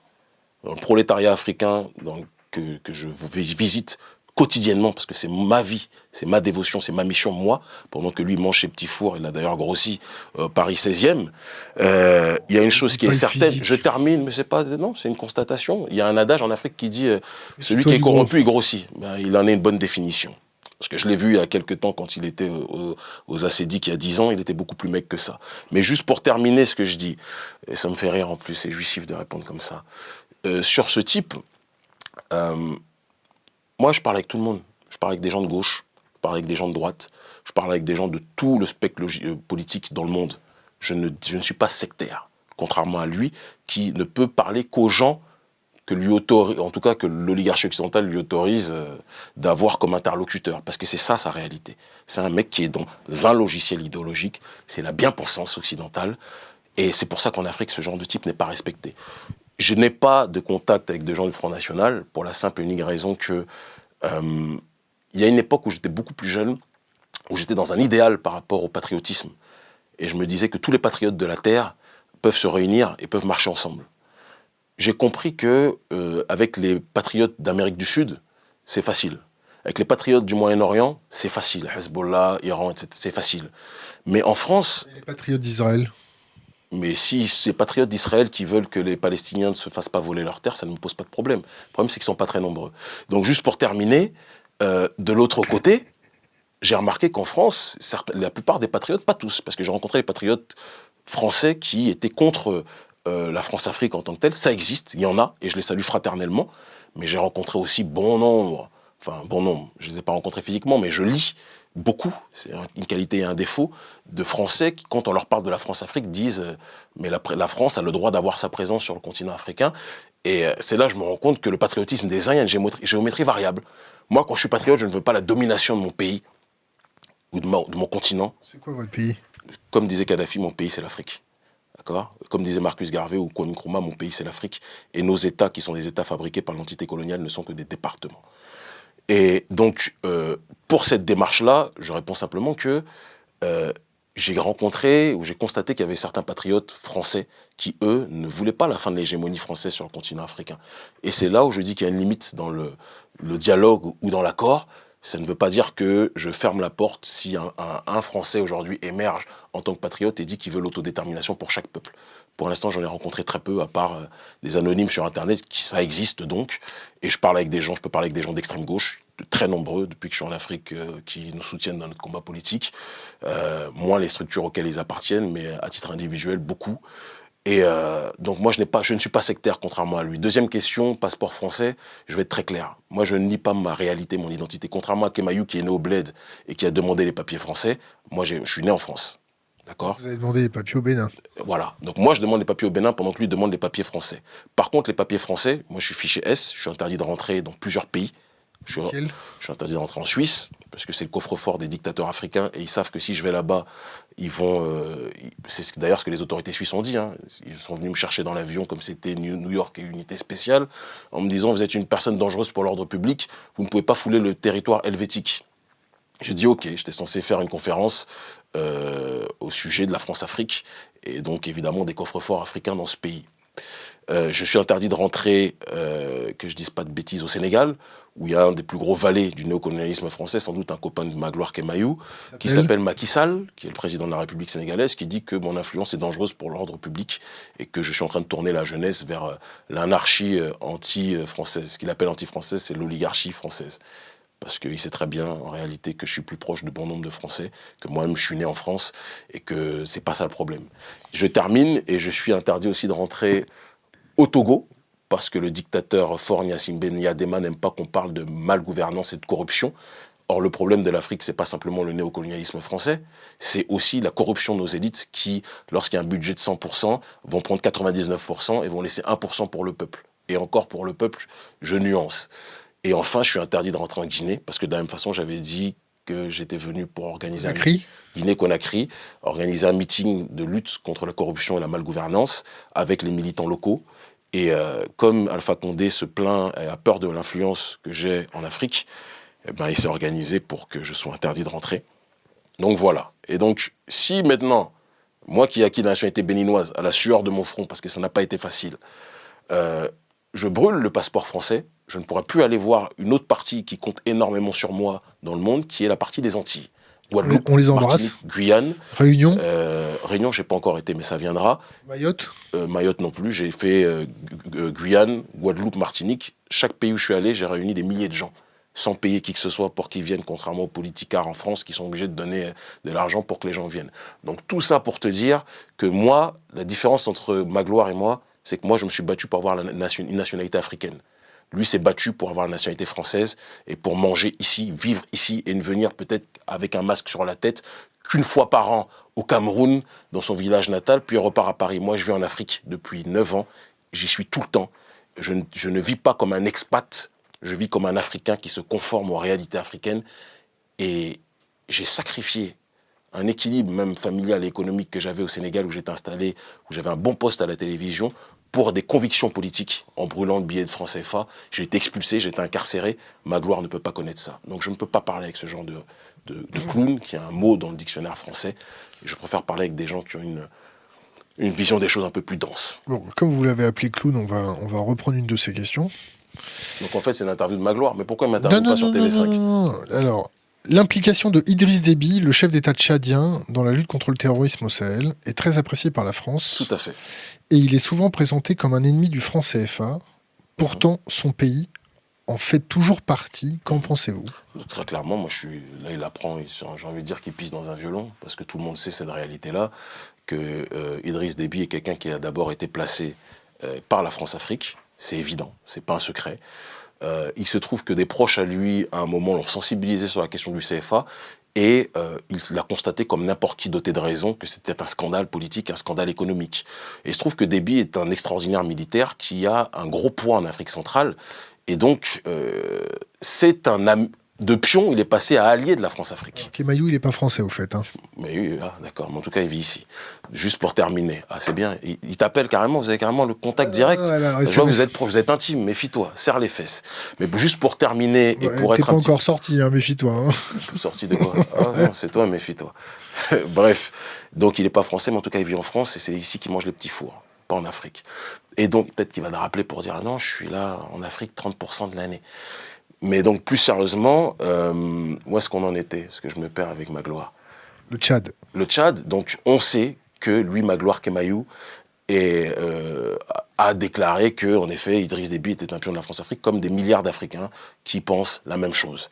Maintenant, quand quelqu'un qui se présente comme étant une personne faisant partie du camp opposé, dit quelque chose de sensé, si Idriss Déby dit que le soleil est doré, et que quand il y a le soleil, il fait jour, je ne vais pas dire qu'il fait nuit sous prétexte que c'est Idriss Déby. Je ne suis pas un sectaire comme Magloire Kemayou et les maîtres qui le payent. Voilà. Donc, en effet, il s'est opposé sur le CFA. Et d'ailleurs, récemment, il a un peu bégayé sur le franc CFA parce qu'il y a une crise financière réelle dans son pays et le franc CFA n'est plus sa préoccupation première. Mais quand un chef d'État parle de cette question, c'est bien que des personnes qui risquent leur vie sur le continent, Magloire, il ne sait pas trop ce que c'est, ils se sentent soutenus par divers chefs d'État, quels qu'ils soient. Et donc, Kadhafi s'est prononcé contre le franc CFA. Roch-Marc Kaboré, le président du Burkina Faso, qui m'a reçu avec beaucoup d'amour et de fraternité dans sa maison présidentielle, est contre le franc CFA. Il y en a quelques-uns, ils sont très peu. Et je ne vais pas cracher sur un soutien sous prétexte qu'il a des bonnes relations avec Jean-Louis Le Drian. Voilà. Est-ce que vous êtes pour ou contre le métissage ? Je vais être tout aussi clair que je l'ai toujours été. Je suis opposé de manière systématique au métissage industriel imposé. Du style, non, mais si tu me poses une question, je réponds. Je t'explique. Benetton, qui nous dit en gros que le métissage, c'est l'avenir du monde et que sans métissage, on ne va pas s'en sortir. C'est des conneries, ça. Le Brésil, pendant des années, a dit que c'était le pays de la démocratie raciale, le pays du brassage et du métissage. On nous montrait à la télé que Ronaldinho, Copacabana, les femmes bronzées en string, etc. Puis on disait, le Brésil, c'est génial, c'est le métissage. Moi, j'ai été au Brésil une fois, c'est l'un des pays où les Noirs souffrent le plus en dehors d'Afrique en termes de discrimination et d'ostracisation. D'accord ? Les ghettos qu'il y a à la Cité de Dieu, c'est pas qu'un film, c'est des réalités sociales et politiques. Le métissage, ça ne gomme pas les effets pervers de l'extrémité du néolibéralisme globalisé qui est quelque part la suprématie occidentale, comme certains l'appellent, comme l'appelait Francis Cress-Welsing. Elle parlait de white supremacy. Et donc le métissage n'est pas la solution aux problèmes ou au rapport entre les différents peuples de l'humanité. Maintenant, un individu qui rencontre une individu, une peut être noire, l'autre peut être blanc, l'un peut être noir, l'autre peut être blanche. Les rapports entre personnes individuelles, ça ne me pose aucun problème. Je suis qui pour parler de ça ? Mais je refuse qu'on me dise que le métissage est la solution aux problèmes du monde parce que c'est des bullshit. Voilà, c'est tout. Et moi, j'aime la diversité. J'aime la couleur dans sa diversité. Et si Dieu a fait toutes les couleurs, c'est pour qu'elles puissent se connaître, se comprendre, s'entendre. Et je préfère un bouquet de fleurs multicolores qu'un bouquet de fleurs Michael Jackson avec une seule couleur. Voilà, tout simplement. Mais j'ai des amis dont je suis très... Nico, il est marié à une blanche, Nicolas Anelka. Je vais pas dire, ah, t'es marié à une blanche, va des rétro-satanas. Je suis pas stupide. Et sa femme est une femme très bien d'ailleurs. Je parle avec des gens de différents horizons et ça ne me pose aucun problème. C'est ma mère, t'inquiète. Ok. Moi, je crois que c'était ma gloire encore.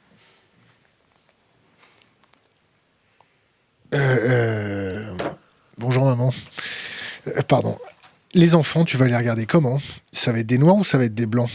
On est toujours sur la question du métissage. Ouais. Ça te passionne, ça. Non, c'est pas ça. C'est qu'on a des copains qui sont métis. Non, mais moi, une bonne partie des membres de notre ONG sont métis. Ce que tu appelles métis, nous, on les appelle noirs clairs. Bob Marley, comme il disait, il était métis, mais c'était un noir. Et dans le regard de l'autre, il reste un noir. Et pourquoi tu dis pas blanc foncé? Non, parce que c'est pas comme ça que le monde les appelle, et c'est pas comme ça qu'ils sont. L'histoire de l'humanité, tu regardes les noirs aux États-Unis, entre guillemets,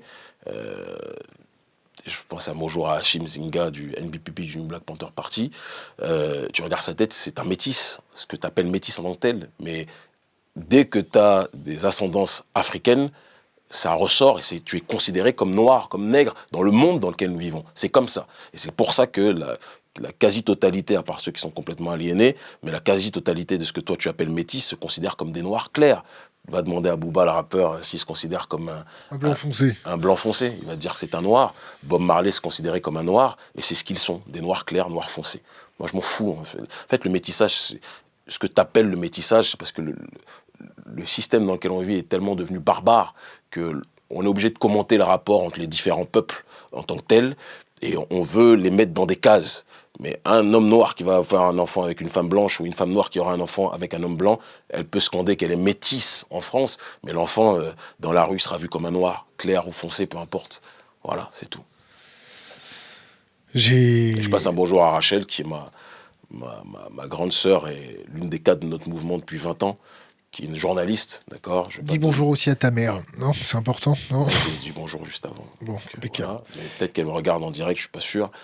Mais à Rachel, qui est une rasta d'ailleurs, métisse, franco-congolaise, et ça me fait rire quand on parle Kémy Séba anti-métissage, s'il savait le rôle idéologique qu'avait cette grande sœur dans le combat politique qui est le mien, et je pense qu'elle rirait, elle rirait beaucoup, elle rirait en tout cas. La religion? La religion, c'est un domaine global, qui me passionne beaucoup. Je suis quelqu'un de profondément spirituel. J'ai commencé, c'est mon identité, mon ADN politique. J'ai commencé via la Nation of Islam, qui est une organisation qui a fait connaître Mohamed Ali, qui a fait connaître Malcolm X, qui a fait connaître Farrakhan.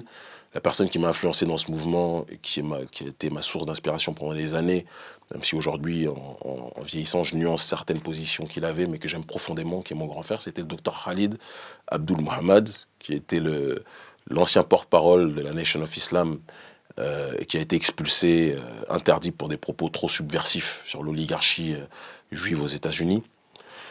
Et après la Nation of Islam, je suis rentré dans une autre branche d'un même arbre. Il faut comprendre une chose quand on parle de la conscience noire, c'est que le panafricanisme, c'est un tronc d'arbre qui a plusieurs branches. Et toutes les branches, quelque part, se recoupent d'une façon ou d'une autre. C'est un arbre avec des branches serrées, on va dire. Et tu peux être sur une branche et retrouver rapidement une autre branche, tout en restant dans le même espace. Donc en quittant la Nation of Islam, je me suis passionné pour la philosophie de ce que l'on appelle l'afrocentricité, le kémitisme, certains appellent ça, pour ceux qui ne maîtrisent pas trop, mais en réalité c'est l'afrocentricité, telle que promue par M. Karanga ou Modifi Keïta Assanté, surtout chez Anta Diop. Ça a été la période Tribuka. Et puis, le retour en Afrique m'a permis de faire une synthèse de tout ça et de comprendre la racine réelle des choses. Et j'ai trouvé ça dans la tradition africaine. Dans mon pays, on parle du vaudou en tant que tel, qui est pour moi la tradition primordiale dans son acception ouest-africaine en tant que telle. Tribal, je ne sais pas ce que ça veut dire tribal. En fait, on pense... Archaïque. Non, archaïque, ça c'est Lévi Brûle qui aurait dit ça. Mais en fait, j'ai trouvé un équilibre dans cette racine, dans nos villages, avec les tradis praticiens, Avant, c'était beaucoup plus du reconstructionnisme idéologique de personnes issues de la diaspora, comme les Molefik Asante et autres que je citais. Mais être au contact des gardiens de la tradition en Afrique m'a permis de comprendre que tout ce que j'avais étudié avant, en réalité, il y avait des parcelles de vérité dans tout ça. C'est pour ça que je te parlais de branches tout à l'heure. Et l'Afrique m'a permis de compléter le cercle. Donc aujourd'hui, je me considère comme traditionnaliste africain, passionné de métaphysique.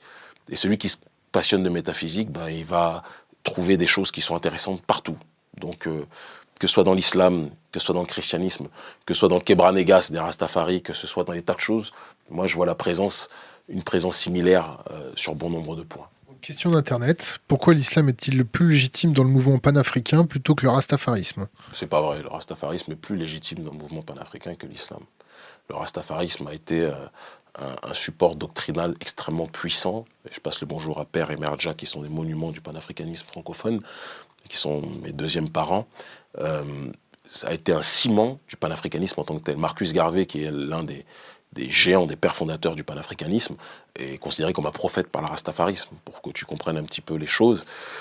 Et l'islam, après, est une religion qui, dans son acception métaphysique et intellectuelle, s'opposait d'une façon ou d'une autre à l'idéologie dominante occidentale, au consumérisme, au matérialisme. Quand je dis ça, il ne faut pas regarder ce qui se passe en Arabie Saoudite ou au Qatar, sinon on va avoir une autre vision. Et donc du coup, bon nombre d'afro-descendants se sont convertis à l'islam. D'autres, moi-même je suis passé par là, par cette école, pour après aller vers la racine du continent africain, qui est la tradition africaine. En Afrique, bon nombre aussi sont passés par ce biais-là, certains par la colonisation ou par l'esclavagisme, parce qu'il faut aussi le dire. Et donc, non, l'islam n'est pas plus validé dans le panafricanisme que le rastafarisme. Maintenant, le panafricanisme, c'est l'unité des différentes formes aussi d'africanité. Donc moi, je ne suis pas un sectaire, et donc je pense qu'il faut de tout dans le panafricanisme, mais j'estime qu'il faut un retour réel à la racine, quelles que soient les écoles de pensée des gens. C'est important. Les racines du type un islam rigoriste prêché par l'Arabie Saoudite. Non, t'as pas compris en fait ce que j'ai dit. J'ai peut-être mal exprimé. Que tu sois, si tu veux, pour te rendre heureux, je veux dire, je me suis mal exprimé. Mais je dis que, quelles que soient les tendances spirituelles ou religieuses des gens, il est nécessaire, dans la dimension panafricaniste, de revenir à la racine. Parce qu'on est le peuple qui a été le plus sorti de lui-même, de sa propre ontologie. C'est une réalité. Et donc, qu'il soit chrétien, qu'il soit musulman ou autre, il est nécessaire d'étudier notre tradition, c'est important. Moi, j'ai décidé de rentrer complètement dans la tradition et de tirer les expériences que j'avais étudiées au sein de la Nation of Islam ou au sein de l'afrocentricité, et ça me sert encore aujourd'hui dans mon logiciel doctrinal. Mais j'ai eu besoin, moi, de retourner à cette tradition-là, à cette racine, d'être avec les anciens au village, c'est pour ça que j'y suis très souvent. Le verset du trône, ça te parle ? Le verset du trône, oui, ça me parle vaguement, mais là, tu restes dans l'islam, là. Ouais, mais pas moi. Question d'Internet. Quelle doit être la relation entre religion et la souveraineté ? Une relation apaisée et une relation où on comprend. C'est pour ça que j'aime beaucoup René Guénon, parce qu'il dit qu'il y a une tradition primordiale qui est le ciment de toutes les tendances religieuses et spirituelles du monde. Moi, je crois profondément à cette tradition primordiale. J'en parlais beaucoup d'ailleurs avec le philosophe russe Alexandre Douguine. À la différence que lui pense que le ciment de la tradition primordiale, c'est l'Eurasie. Moi, je pense que c'est l'Afrique, mais je respecte son point de vue comme il respecte le mien, et ça n'empêche pas notre fraternité. Et je pense que comprendre l'essence de la tradition primordiale d'un point de vue métaphysique, ça permettra, en tout cas en Afrique, d'éviter beaucoup de tensions religieuses, même si les tensions religieuses sont beaucoup moins présentes sur le continent, à part quand c'est exalté et instrumentalisé par l'armée française comme en Centrafrique, beaucoup moins présente sur le continent que, par exemple, en France. Alors, question d'Internet, fait-il partie d'une quelconque société privée, cercle d'influence ? Moi, non. Je suis combattu par beaucoup de sociétés privées et cercles d'influence. La seule société que je connais, c'est celle du peuple, c'est la rue. Et c'est la seule qui me valide. Et je suis très combattu par toutes ces élites-là, parce que je les combats aussi et que je ne ménage pas mes coups. Comment est financé ? Ils auraient dû poser cette question à Magloire, parce que peut-être il avait des choses à te dire sur les sociétés privées. On va peut-être vous inviter tous les deux. Non, moi je le veux sur TV5, sur son terrain. Comment est financé votre ONG ? Par des footballeurs, par des artistes. À hauteur de combien ? Quel budget par an ? Combien d'employés ? Je vais te dire, je sais pas, on n'est pas au commissariat. Mais je vais te dire simplement que on reçoit beaucoup de soutien parce que notre combat politique touche beaucoup, beaucoup. Ils se rendent compte. Moi, j'ai commencé en 99, et à l'époque, j'étais complètement inaudible. Et il y a une période où c'est passé dans un total autre excès, où on est devenu extrêmement écouté sur le continent africain et dans la diaspora. Et les footballeurs, tout le monde n'est pas bête dans le milieu du football, comme tout le monde n'est pas bête dans le monde de manière générale. Il y a des gens qui réfléchissent. Et ils ont vu ça, ça parle avec le cœur. Et donc, il y a beaucoup de footballeurs qui jouent en Europe, dans des gros clubs, parfois, et qui soutiennent notre combat politique, qui donnent des gros chèques, parfois. Et ça me touche. Le budget, à hauteur de combien par an? Je ne peux pas te le dire, mais il nous permet de fonctionner. Votre salaire, c'est combien? Mon salaire, je vais te dire très clairement les choses. Moi, je travaille à la télévision. Mon premier salaire, c'est celui de chroniqueur politique. Après... En euros? Je ne vais pas te le dire, mais je me débrouille. Et ça va. Et là, par rapport à l'ONG, ça fait à peine 1 an que je suis maintenant à plein temps à côté du travail à la télévision. Et je gagne bien ma vie normalement. Pour un Africain, on va dire que je suis de la classe moyenne. Si classe moyenne il y a en Afrique. Mais ça va. Ça me permet de voyager partout, en tout cas. Dans tous les pays. Alors, question, est-ce qu'il peut parler un peu de l'Orient et de l'Occident? Il a cité René Guénon, qui a écrit dessus.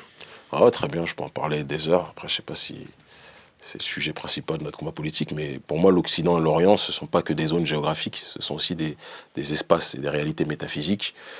Une qui est le monde du matérialisme et du consumérisme le plus absolu.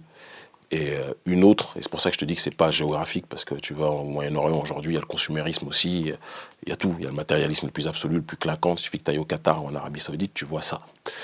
Mais, et de l'autre côté, quand on parle de l'Orient, il y a une vision de beaucoup plus entendre et comprendre, sonder l'invisible et sonder le métaphysique. Et donc, je n'apprécie pas cette dichotomie ou cette démarche bicéphale parce qu'on oppose 2 mondes alors qu'en réalité le monde est plus complexe. Je ne les appellerai pas Orient ou Occident, mais je les appellerai plutôt société traditionnelle contre société moderne. Et les sociétés modernes aujourd'hui qui sont symbolisées par l'oligarchie d'Occident sont en train elles-mêmes de rendre malade leur propre population. Parce que tu vas dans les villages chez vous en France, moi j'ai vécu 14 ans de ma vie dans les villages. C'est d'ailleurs là où j'ai connu un petit peu j'ai compris que c'était pas facile d'être noir quand t'es enfant. Mais bon, on va pas en revenir sur cet épisode-là. Et ils souffrent du consumérisme aussi, parce qu'ils ont un rapport à la terre, ils ont un rapport au monde dans les campagnes qui n'est pas le même que dans les grandes villes de France ou d'Occident. Bien de manière encore plus prononcée, pour revenir à l'Afrique, parce que c'est mon sujet de prédilection, il se trouve que le rapport qu'on a à la terre, le rapport qu'on a à la nature, à l'invisible, au monde, n'est pas le même que dans les sociétés dites modernes en tant que telles. Et donc, l'opposition Occident-Orient, j'aime pas trop les appeler ainsi, parce que ça peut tromper. Quand on dit ça, on a l'impression que l'Orient, ça serait les sociétés traditionnelles, et l'Occident, les sociétés modernes. Or, la modernité a colonisé l'humanité dans sa globalité, à différents niveaux et à différents degrés. Mais je parle beaucoup plus de sociétés traditionnelles et de sociétés modernes. L'Aquarius, ça vous parle? Ça me parle. Moi, il y en a qui se battent pour défendre la migration. Moi, je pense que la migration saigne notre continent. Et que notre peuple, c'est quelque chose que je dis tout le temps quand je suis au contact des miens dans les villages ou dans les grandes capitales en Afrique, francophone ou même dans la diaspora, je dis que mieux vaut risquer nos vies en luttant contre les bourreaux et nos dictateurs à la tête de nos États, mieux vaut risquer nos vies sur le continent, comme nous on essaye de le faire, que risquer sa vie pour traverser la Méditerranée et finir esclave dans le sud de l'Italie, travailler sous la volonté des multinationales occidentales, en dessous du seuil de pauvreté, quelque part, d'accord, par le processus du dumping social. Donc moi je fais partie des gens qui pensent que j'aimerais profondément, et je me bats pour ça, pour que les nôtres restent sur le continent. On a beaucoup de campagnes de sensibilisation sur ce terrain-là. Alors Magloire Kemayeux va dire « Ah, c'est vilain, parce qu'il ne veut pas que les Africains émigrent, peut-être ». Mais dans la réalité des faits, on a déjà été saigné par l'esclavage, on a été saigné par la colonisation, parce qu'il y avait des traîtres aussi chez nous qui ont contribué à ça, disons-le clairement. Et bien pour moi, aujourd'hui, c'est de l'esclavage moderne. C'est-à-dire qu'il y a les multinationales occidentales qui se mettent d'accord avec les oligarchies chez nous, d'accord, et qui prennent de la même façon, sauf que cette fois-ci, ça donne une sensation de volontariat, mais le loupen prolétariat de chez nous, pour qu'il aille travailler en Occident. Ça crée quoi? Des tensions communautaires, parce que les nôtres, lorsqu'ils viennent avec un autre schéma civilisationnel chez vous, déjà, dans vos pays, il n'y a pas de boulot, pour les populations autochtones. D'autres viennent pensant qu'ils vont connaître l'Eldorado, ils connaissent l'enfer.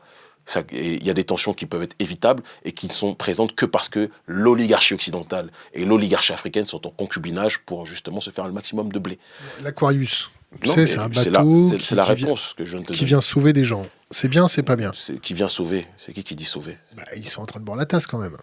Non, le sauvetage, il ne se situe pas là. Le sauvetage, il se situe sur le terrain de la justice sociale. La question, c'est pas parce qu'ils sont dans la mer, des babtous qui se donnent bonne conscience, qui viennent te dire « Allez, je viens de sauver Mamadou, t'es en train de te noyer, viens, je vais te donner le bonheur là-bas. » C'est un petit peu comme l'arche de Zoé qui venait kidnapper des enfants, qui disait « On vient sauver des enfants. » Moi, l'Aquarius, je vais te dire clairement les choses, j'en ai strictement rien à foutre.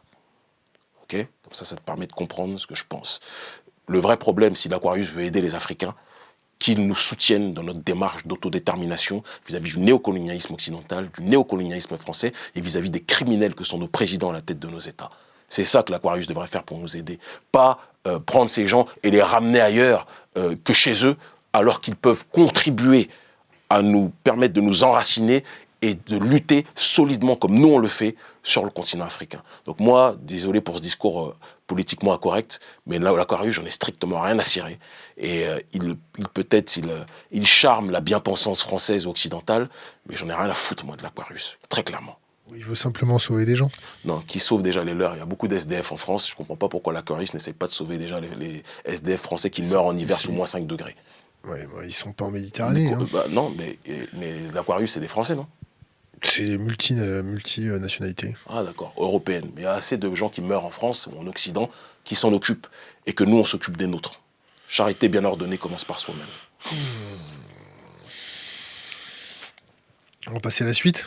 Toute la suite que tu veux. Tant que je suis ici, je peux... On était à la journée de la diplomatie et à un moment, il y a eu une esclandre dans le public à propos du Gabon. Qu'est-ce qui se passe au Gabon en ce moment? Au Gabon, qu'est-ce qui se passe? La question est très vaste. Est-ce qu'il y a beaucoup de au choses niveau des présidentielles? Non, au Gabon, il y a Ali Bongo qui est dans le coma. Alors le fils de quelqu'un qui a pillé le pays pendant très très longtemps déjà et qui arrive, qui prend le pouvoir avec des élections truquées et qui... C'est quoi vos sources? Nos sources, il faut se renseigner un minimum. Tout le monde sait qu'il y a eu des irrégularités. Moi, je suis journaliste politique, il y a eu des irrégularités lors des élections. L'Union africaine a constaté qu'il y avait des irrégularités, tout le monde l'a vu. Donc voilà. Ça ne veut pas dire que Jean Ping est meilleur. Hein. Jean Ping était quelqu'un qui a bu à la mamelle du bongoïsme pendant des années. Et qui, lorsque le père est mort, parce qu'il le considérait un peu comme son père aussi, Omar Bongo, il s'est dit que c'était pas à Ali Bongo de prendre le pouvoir, c'était à lui. Alors il paraît un peu plus légitime parce qu'il n'a pas le nom Bongo, mais pour moi c'est la même racaille, tous ces gens-là. Je le dis comme je le pense, et je rêve, et je me bats, je travaille avec beaucoup de militants locaux, pour que de la société civile émerge un nouveau leadership d'hommes ou de femmes qui permettront aux populations locales de s'autodéterminer. C'est mon seul souhait. Kerry James, ça vous parle? Ça ne m'intéresse pas. C'est un fantasme chez vous en Afrique, c'est pas notre sujet. Non, je parle pas en Afrique. Il m'intéresse pas. C'est tout? Il m'intéresse vraiment pas. Il fait du rap. J'ai vu qu'il était en mode Che Guevara dans ses clips de rap. Je suis arrivé il y a 2 jours. J'ai vu... j'étais en train de regarder... je crois que c'était au Calme, ou je sais plus quoi. Ou MTV la nuit, là. Non, c'était à l'aéroport, excuse-moi. Et j'ai vu qu'il passait un clip où il était habillé en Black Panther, etc. Moi, mon combat n'est pas un clip. C'est tout ce que j'ai à dire. Question d'Internet. Est-ce que les Blancs occidentaux doivent continuer à monter des projets de développement en Afrique? Confrontation big ONG, indépendant vrai humanitaire. Que les Blancs humanitaires essayent d'aider le prolétariat français et occidental qui souffre profondément, qui est dans des conditions extrêmement délétères.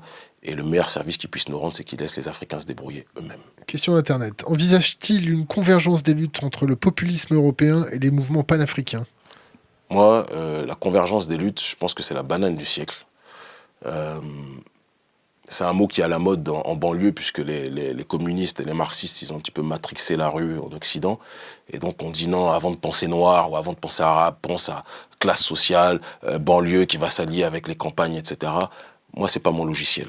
Mon logiciel, c'est que chaque peuple essaie de s'organiser pour son autodétermination. Et si on peut se lier et rentrer en solidarité face à un adversaire politique commun, on le fait. Et donc, si convergence de lutte il y a, c'est au niveau des peuples. C'est au niveau des résistances populaires, au niveau des résistances des peuples, pas au niveau micro, entre la CGT ou les Gilets jaunes qui vont s'allier à la banlieue, etc., et tout ce qui s'ensuit. Moi, je crois que c'est une banane. Et que malheureusement, dans nos banlieues en France, beaucoup de gens se sont trop longtemps laissés matrixer par une idéologie, comment je vais la présenter, j'ai envie de la présenter avec les bons termes. Une idéologie spéculative, mortifère et athée que constitue à mes yeux, que ce soit le communisme ou le socialisme. Alors certains qui ont 20 ans ou 30 ans de retard ou 40 ans de retard au sein de nos populations se revendiquent du communisme ou du marxisme parce que, en effet, durant la période des indépendances, le marxisme et le communisme des années 60, il y avait un logiciel de souverainisme, d'autodétermination, excuse-moi, réel.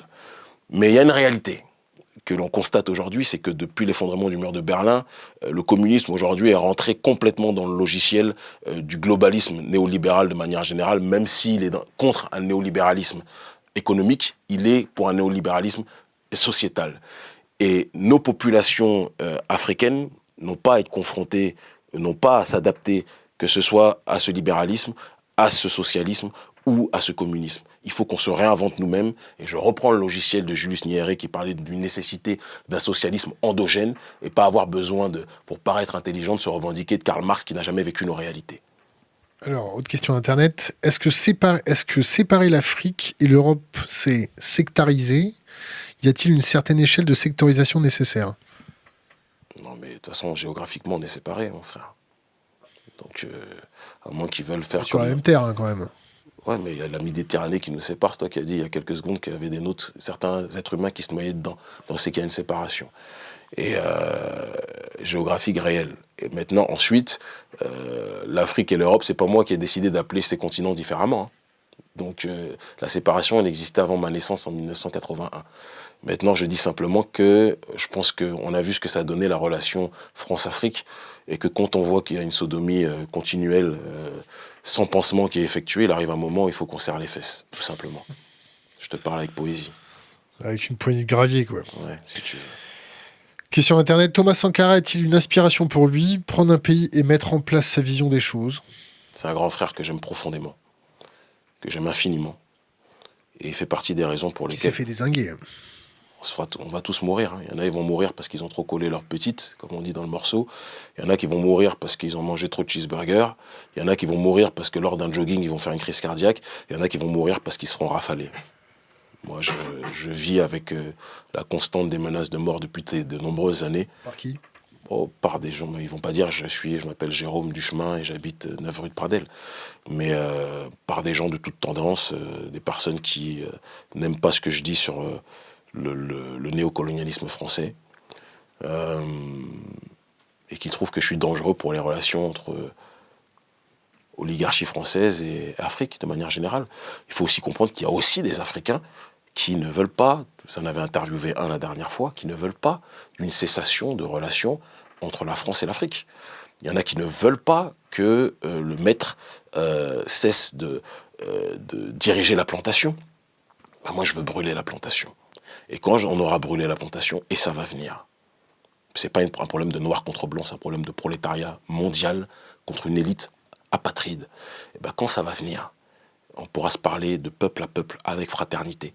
Et les choses se feront beaucoup plus simplement. Fait-il une différence entre Afrique noire et Maghreb? Je ne fais pas la différence, moi. Mais par contre, au Maghreb, ils font beaucoup la différence avec l'Afrique noire.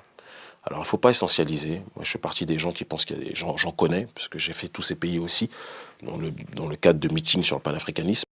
Je connais des militants panafricanistes maghrébins qui sont très peu nombreux, qui sont trop discrets à mon sens, et qui ne se font pas assez entendre. Mais je connais aussi une négrophobie structurelle qui existe dans les pays du Maghreb et dans le monde arabe depuis très longtemps. Et dire cela ne fait pas de moi un anti-arabe, mais je crois qu'on a le droit de le dire. Et moi, je ne fais pas partie des gens qui, sous prétexte qu'ils sont dans une chapelle idéologique, ont peur de prononcer les choses. Moi, je suis un homme libre. Il y a du racisme dans le Maghreb. Il y a du racisme dans le monde arabe. Il y a du racisme partout. Mais déjà, le noir ne s'aime pas lui-même. Donc, quand on ne s'aime pas soi-même, parfois, il ne faut pas se plaindre trop que les autres ne nous aiment pas. Et je dis toujours aux nôtres qui émigrent dans ces régions-là que le jour où on se relèvera et qu'on ne sera pas la serpillière de l'humanité, les gens vont nous respecter, voire nous craindre. Mais c'est à nous d'effectuer le premier travail. Et je reviens à ce que je te disais au départ, une civilisation est détruite par l'extérieur que si elle est rongée de l'intérieur. Donc, je ne fais pas partie des gens qui disent « Oh, des victimisés au Maghreb », je dis aux nôtres, retroussons-nous les manches, autodéterminons nos pays, faisons de nos pays des puissances. Il y a quelques années, la Chine était moquée de tout le monde. L'Inde était moquée de tout le monde. Moi, je me souviens dans la street, on disait l'Inde, c'est les Indiens, quand on les voyait à Gare du Nord ou autres, on les appelait les pac-pac ou les vendeurs de marrons. On les appelait les Apu des Simpsons. Aujourd'hui, l'Inde est une puissance qui a la bombe nucléaire. Ce n'est pas le cas de l'Afrique. Donc je pense qu'il faut prendre en humilité, arrêter de se plaindre que tout le monde ne nous aime pas et commencer à faire en sorte qu'on s'aime nous-mêmes et qu'on s'organise nous-mêmes. Mais quand tu as des gens qui ont peur, lorsqu'on parle de solidarité africaine ou de solidarité noire, qui ont peur d'être taxés de communautaristes, qui disent qu'avant d'être noirs ou avant d'être africains, ils sont des êtres humains, ben la défaite, elle a déjà commencé là. Et ils se reconnaîtront. Et c'est ça le problème, en réalité. Alors, que pense-t-il du Libéria? De quel Libéria? Il y a plusieurs Libérias. Libéria de George Weah, les Libérias de quoi? Qu'est-ce qu'on veut? Quelle est la question? Question internet, posée comme ça. Ah, ben, La démographie au Libéria. je ne suis pas démographe, faut appeler, comment il s'appelle L'Afrique va être un des continents avec un taux de démographie le plus important. Tout à fait. Comment ça va se passer? On est passé de Libéria à la démographie de l'Afrique, t'es sûr de toi? Ouais, ça fait un petit peu Parce le que si tu veux que je revienne sur l'Afrique, parce que je comprends la question qui sous-tend sa question trop vague. Merci. Je salue ce camarade, quel qu'il soit.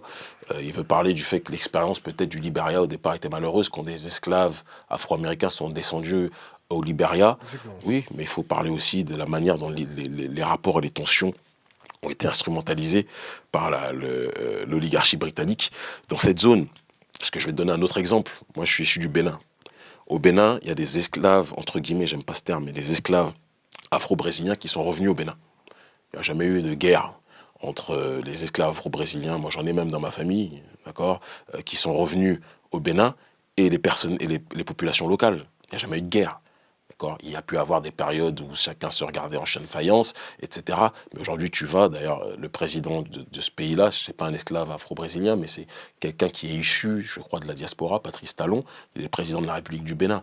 Donc l'histoire selon laquelle les esclaves, qui est entre guillemets africains, qui rentreraient en Afrique, ça ne pourrait pas fonctionner avec les populations locales, c'est des bullshit. C'est qu'il y a un exemple qui a été créé via ce pays, et tout a été fait pour que ça échoue, pour donner la sensation que c'était impossible. Mais il y a des tas d'autres pays où on voit que c'est possible. Je vais demander qu'on descende un peu les questions. Est-ce que tu peux... Voilà, Et tu salues tous les internautes. Ouais, on est actuellement en direct avec combien de personnes là? Je vois pas les gars. 3708. Quels sont les intellectuels hors de la mêlée dont tu te réclames? Hors de la mêlée. Ce qui signifie de manière plus claire. C'est quoi hors de la mêlée? Hors des sentiers battus, hors du groupe classique. Déjà, il faudrait définir le groupe. Je suis un relou, hein, je te précise. Pas remarqué. C'est quoi? Pas plus que toi, je pense. Mais c'est quoi le groupe classique? Je comprends pas en fait ta question. Bon, les intellectuels qui te font vibrer, qui ont marqué ton chemin, ça doit ressembler à ça. Qui ont marqué mon chemin. Bon, déjà, pas mainstream. Déjà, j'aime pas l'appellation intellectuelle. En tout cas, en Afrique, c'est trop souvent synonyme de traître, de vassal de l'extérieur. Donc, on a du mal avec cette appellation. On pense plus à quelqu'un qui réfléchit de manière générale, et c'est pas limité à l'acception d'intellectuels, qui bien souvent sont élevés dans la bien-pensance occidentale, mais pas dans la réalité africaine. Moi, très clairement, il y a quelqu'un, je le dis, hein, qui a beaucoup marqué mon cher Anta Diop, évidemment, qui est un historien, un scientifique africain et un penseur africain aussi, qui a beaucoup marqué mon passage politique et mon parcours politique, clairement. Khalid Abdul Mohamed est ma source prioritaire d'inspiration. Même si en vieillissant je peux avoir des nuances sur un certain nombre de points. Nietzsche, qui comme tu l'as vu n'est pas trop de ma couleur de peau, est quelqu'un qui m'a profondément marqué. Ainsi parlait Zarathustra, c'est un livre qui m'a traumatisé. Et Nanté-Christ aussi, j'ai beaucoup apprécié. C'est quelqu'un qui m'a marqué dans son rapport à l'être humain, dans son rapport aux dogmes établis par la bien-pensance et la volonté de les transcender. Et ce sens, cette compréhension de la force, la nécessité de la force, c'est quelque chose qui me parle beaucoup depuis toujours. Et d'ailleurs, quand je dis ils ont voulu me noyer, ils m'ont appris l'apnée, je pense que c'est une variante de ce qui ne tue pas rend plus fort en réalité. Autre penseur qui Amadou Ampateba m'a profondément marqué aussi. Après, moi, la plupart du temps, les penseurs, ce sont des leaders politiques. C'est eux qui m'ont marqué. Et là, la liste est très longue. Je pourrais te parler je peux te parler de Thomas Sankara, je peux te parler de Ruben Uminyobe, je peux te parler de Patrice Lumumba, qui m'ont profondément marqué, de Kwame Nkrumah, de Marcus Garvey, très clairement. Et voilà. En termes de penseurs, je pense que j'ai fait le tour. Après, il y a des personnalités politiques qui m'ont beaucoup touché, qui n'étaient pas forcément noirs, mais dans leur volonté de briser les codes.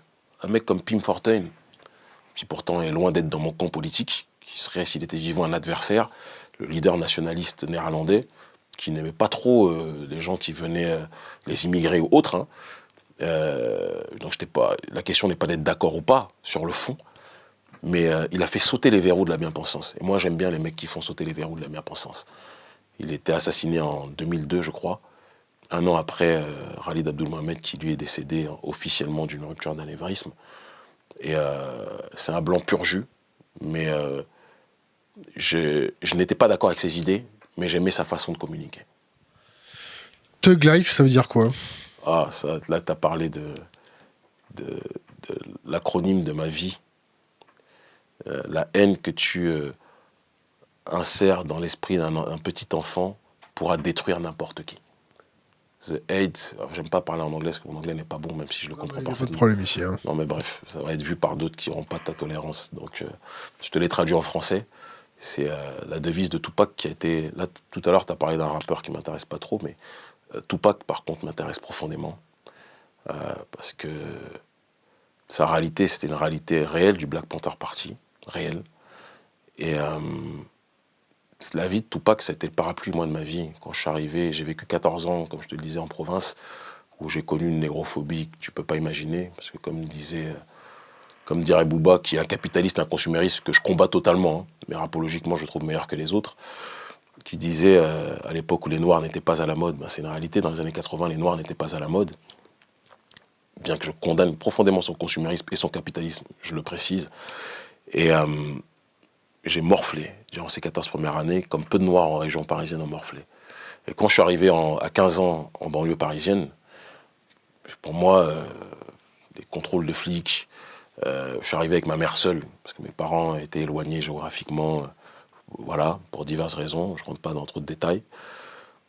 Et mère seule en banlieue parisienne, quand tu arrives, c'est autre chose, c'est un autre truc.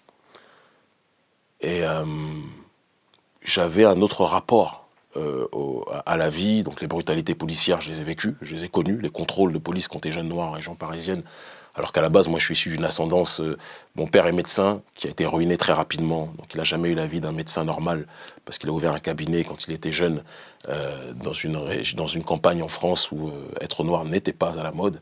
Il a eu une faillite complète, et il a mis je ne sais pas combien d'années pour revenir sur ses frais, alors qu'il avait tellement étudié. Donc on n'a jamais vécu comme les fils de médecins qu'on aurait dû, en tout cas le statut qu'on aurait dû avoir, pas grave. Et quand après, en plus, tu es séparé de ton père, tu vis qu'avec ta mère dans cette région, c'est pas simple. Et Tupac a été mon parapluie. Elle faisait quoi? Ma mère était infirmière. Elle était infirmière, elle travaillait la nuit, elle travaillait le jour pour qu'on soit bien. Elle a commencé, elle a été infirmière au milieu de sa vie, voire le dernier tiers de sa vie, parce qu'au départ, elle était femme de ménage, mais c'est quelqu'un qui en voulait. Donc elle a étudié, elle a gravi les échelons au fur et à mesure. En France? Elle a commencé... ouais, ça c'est en France, c'est mon père qui a commencé ses études en Afrique. Et donc pour revenir à Tupac, c'était le parapluie de mon âme, jusqu'à aujourd'hui, c'est un homme que j'aime profondément. Profondément. Et sa musique m'a touché. Moi, le rap français me saoule, en fait. Redis-moi ce que ça veut dire, Thug Life. La haine que vous insérez dans la tête ou dans l'esprit des petits-enfants peut détruire n'importe qui. The hate that you gave to little infants can fuck everybody. Perfect. Véritable French accent. Désolé. Hein? Véritable French accent. Ouais, désolé. Tu vois, c'est la mondialisation qui fait ça. On te reproche souvent de parler avec haine, violence. Est-ce que tu penses que tu mets de la haine et de la violence dans la tête des jeunes blacks? C'est pas, on me reproche souvent, c'est la bien-pensance française et africaine dit ça. Mais en Afrique, tu sais, ce qui est marrant, c'est que je fais des débats politiques je pense, de haute volée avec toutes sortes de personnalités politiques. Tu tapes Kémy Séba, grand rendez-vous, tu auras 3/4 du temps des bons trucs, ou Vox Africa, etc. Ou Afrique Média. Et on m'accuse pas de ça. Tout le monde sait que j'ai un discours intelligible en Afrique. C'est-à-dire que limite en Afrique, on me voit comme un intellectuel. Mais en Occident, l'élite occidentale ou les nègres qui mangent dans sa main vont te dire que je suis un mec qui appelle à la violence et au suprémacisme. Mais en fait, je vais te dire un truc très sincèrement, je m'en fous complètement. Et je reprends l'exemple de Louis Kemayou. La vidéo... Je vais finir par croire que vous avez une liaison. Ouais, non, c'est pas Serre mon les fesses, type. poteau. Non, c'est pas mon type. Pas de problème. Moi, je les préfère grands avec un crâne chauve. Comme Macron. Continuons. Donc, Eh bien, membré alors, si c'est comme Macron. Mais continuons, vas-y, je t'écoute. Si, avec tes conneries, tu m'as fait perdre le C'est fil. pas des conneries, c'est des vérités. De quoi, Macron? Bref, vas-y. Ouais, c'est intéressant. Non, je pense que t'es plus au courant que moi, tu vis ici, pas moi.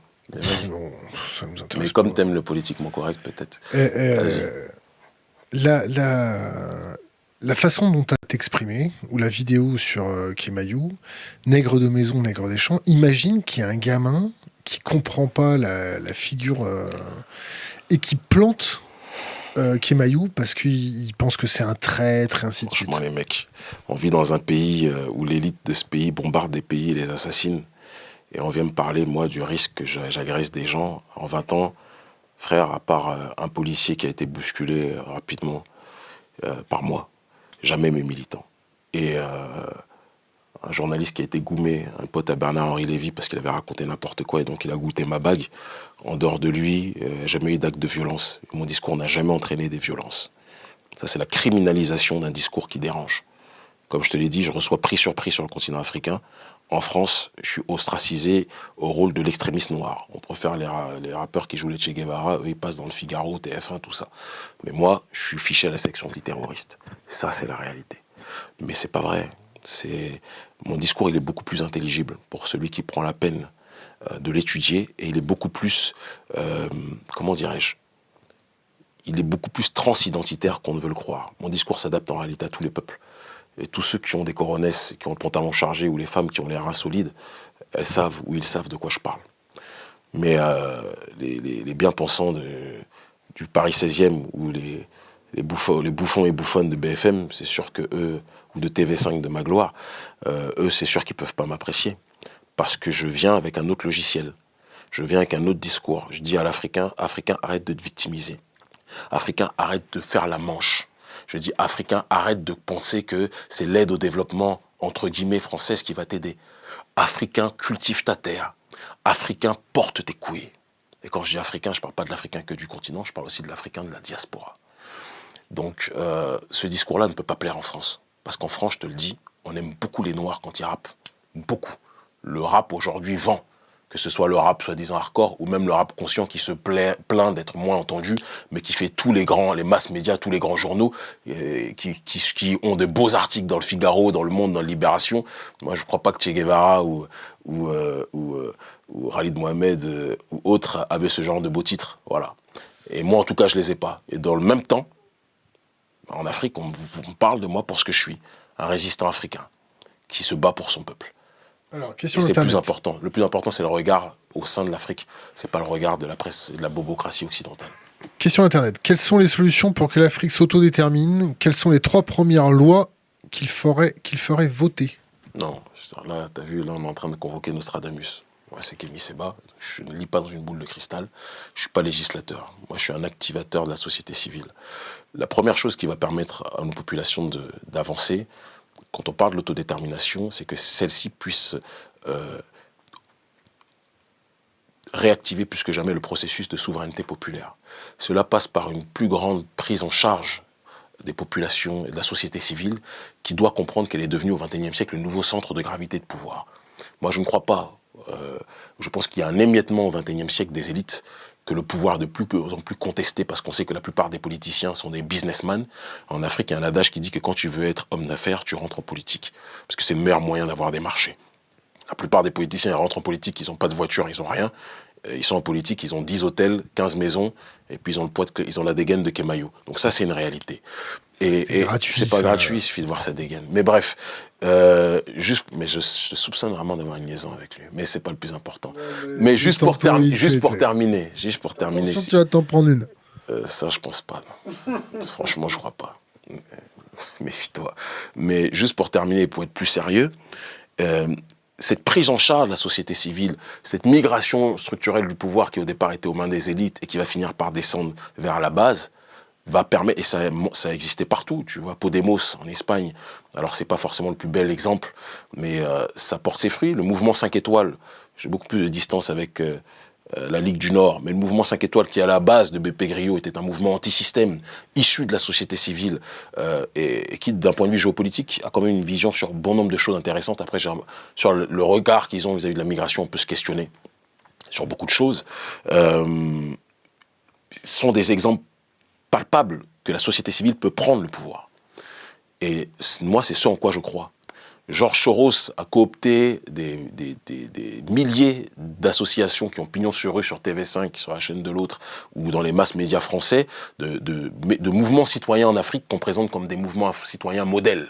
Tu vois, des structures comme Y en a marre, structures comme Balai Citoyen, etc., et tout ce qui s'ensuit. Enfin, surtout Y en a marre, parce que Balai Citoyen, eux, ils disent qu'ils ne sont pas financés par Soros, donc il n'y a pas de problème, on va dire, je les crois.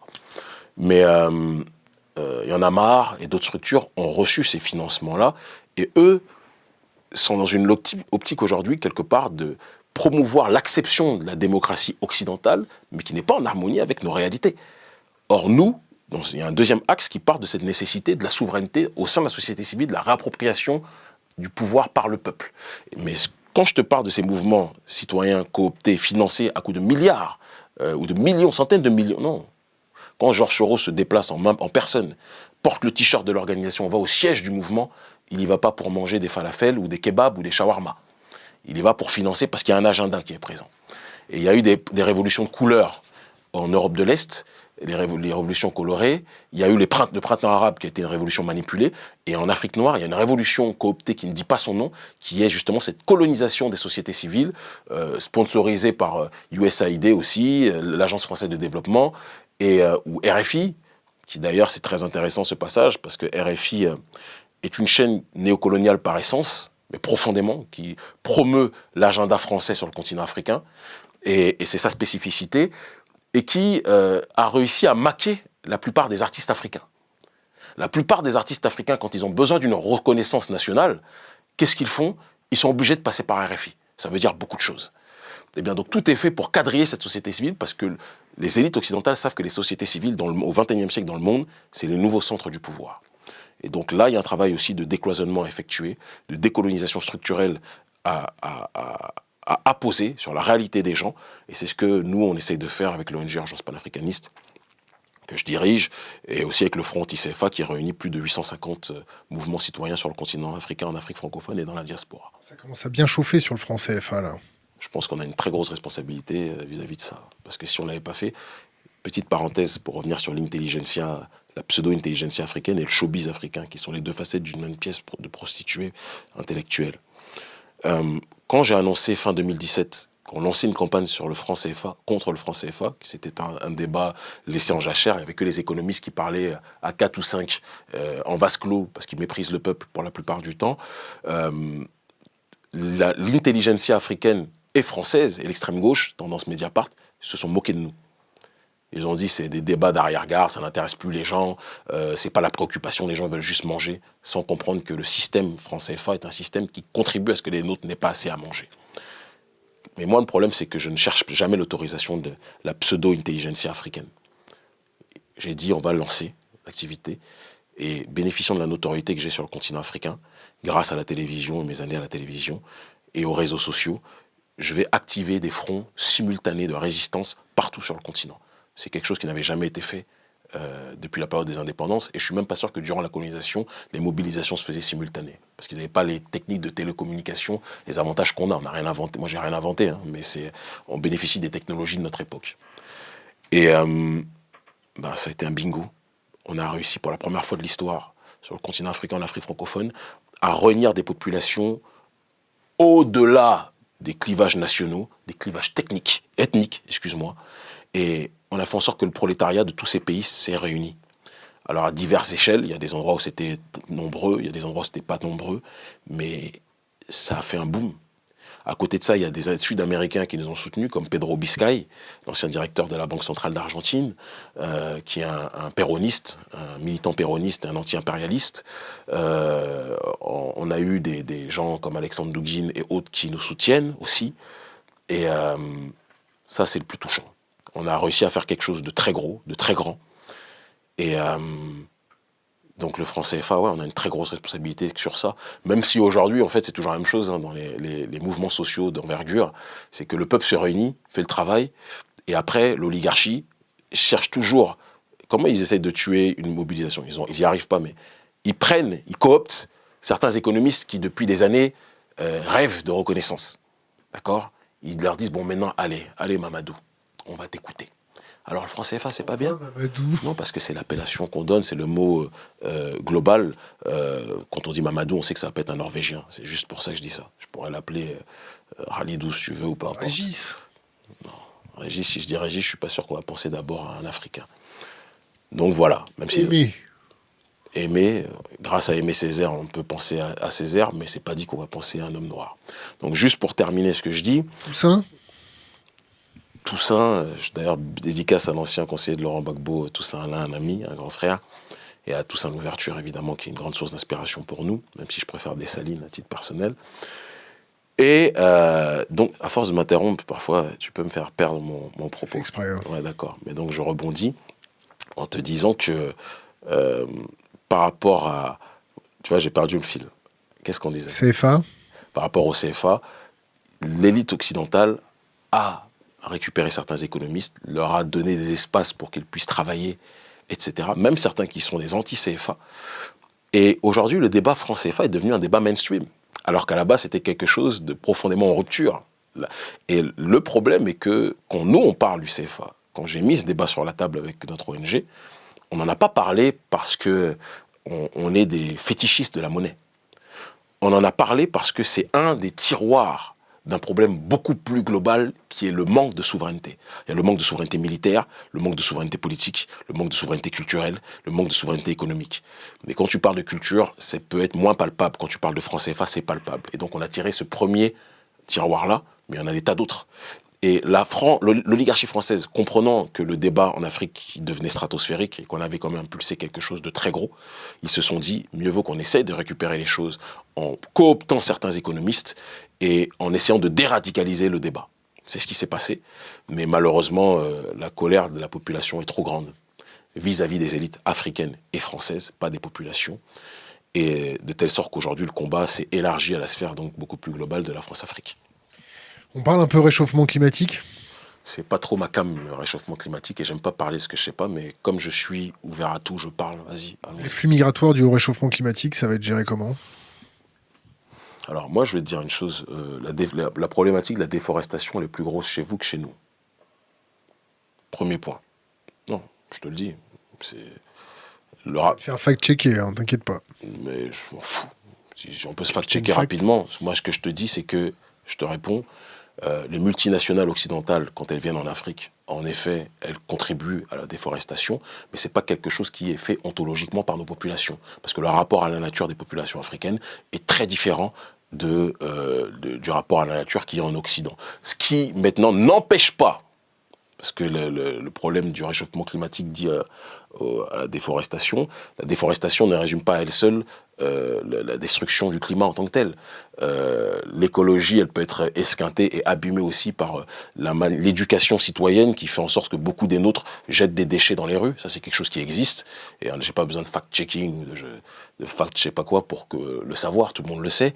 Et ça, c'est des démarches citoyennes qui doivent être effectuées par les nôtres, comme nous on le fait. On voulait lancer récemment, mais c'était un terrain qui était déjà occupé à Cotonou, au Bénin, une campagne de nettoyage des ordures à Cotonou, parce qu'on n'a même pas des boueurs. Les gens jettent les sachets n'importe comment.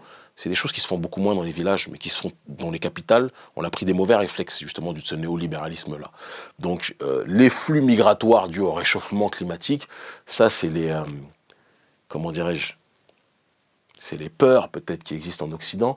Le problème, chez nous, il se situe autrement, je pense. Le problème de nos populations, c'est faire en sorte, quand on parle d'aliénation, étymologiquement parlant, alien étranger, rendre quelqu'un étranger à soi-même, c'est faire en sorte que les nôtres reviennent dans leur propre corps, dans leur propre esprit, réapprennent le rapport à la nature. C'est pour ça que moi j'encourage toujours les nôtres à revenir de manière régulière au village.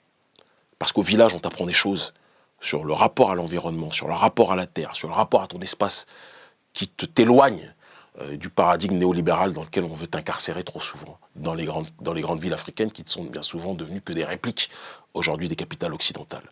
Donc comment régler ce problème en tant que tel? Le premier problème, on en revient toujours à la réappropriation de soi, la réappropriation intellectuelle, idéologique et culturelle de soi, être capable de retutoyer son environnement, d'accord, être en harmonie avec son environnement, ce que les barbares anthropologues occidentaux appellent l'animisme en tant que tel, qui ne veut rien dire, mais celui qui comprend qu'il y a la vie partout, qu'il y a la vie sur la terre, qu'il y a la vie dans un arbre, qu'il y a la vie dans la nature, il ne va pas l'insulter. Et ça, les sages chez nous l'enseignent. C'est quelque chose malheureusement qui est trop ostracisé. Et nous, on fait partie de ceux qui essayons de valoriser ça. Et c'est pour ça que dans toutes nos mobilisations, y compris la dernière à Ouagadougou, on met un point d'honneur à toujours faire venir les chefs traditionnels. C'est très important. Alors je sais qu'aujourd'hui, dans un monde des religions révélées, on a essayé de caricaturer et de mettre ces gens-là de côté. Mais les chefs traditionnels, quand je vais à Haïti, je rencontre les chefs traditionnels parce que c'est vital. Quand je vais en Afrique, je rencontre les chefs traditionnels parce que c'est vital. Et eux ont une compréhension des choses qu'il est nécessaire de prendre en compte. Après, les chefs traditionnels, c'est des carottes comme tout le monde. Mais bon. On arrive à la fin de notre interview. Déjà, on m'a dit que c'était difficile, je suis surpris là. On t'a posé des questions sur l'antisémitisme, sur la violence, sur le fait que t'as tabassé un gars, des choses comme ça. T'en veux d'autres? Tu veux résumer ça, l'interview à ça? Non, bah tu dis que c'était pas difficile. Je pense qu'on a dit quand même beaucoup plus de choses que ça. C'est bien. Un conseil pour les jeunes générations et 3 livres à conseiller. Alors, je commence par le conseil. J'ai 3 livres, ça va être difficile parmi tous les livres qu'il y a à conseiller. Putain. Mais conseil aux futures générations, n'attendez l'autorisation de personne pour penser, pour exister, pour être. Deuxième conseil, faites tout pour protéger votre terre et protéger votre peuple. On vit dans un monde où on ne respecte pas les gens en fonction des minorités qui sont, minorités agissantes dans des plus grands ensembles. On respecte les gens en fonction des peuples auxquels ils appartiennent et la manière dont les peuples se comportent. Donc, comprenez que vous faites partie d'un ensemble qui a un devoir civilisationnel, un devoir culturel. Moi, je suis père de famille, je fais en sorte que mes enfants connaissent leur histoire, connaissent leur identité, connaissent l'histoire de leur continent. Ce que ma fille sait à 12 ans, je crois que je l'ai appris à 17 ans ou à 18 ans. Ça, c'est notre travail. Faites tout ce qui est en votre possible, que vous soyez chirurgien, que vous soyez avocat, que vous soyez même chauffeur de Uber, chauffeur de taxi, charcutier, boucher ou agriculteur au pays, etc., pour honorer votre terre et votre patrie. Parce qu'on vit dans un monde où le rapport à la terre, c'est sacré. Et ça, c'est pas moi qui l'ai dit le premier. Troisième conseil, après je viens sur les livres. Toujours se dire que ce que les élites ne font pas pour le peuple, il faut que le peuple comprenne qu'il doit le faire lui-même. Moi, j'ai jamais attendu, c'est l'adage de notre ONG, moi, j'ai jamais attendu l'autorisation de qui que ce soit pour mener mon travail politique. Au départ, les gens se moquaient de nous. Aujourd'hui, en Afrique, on est plébiscité par les masses. Et ça, c'est la plus belle des réponses. Et dernière chose pour les livres à conseiller, c'est très très dur. Je conseillerais Nation d'agriculture de Cheikh Anta Diop, évidemment. Je conseillerais Malcolm X, Une vie de réinvention.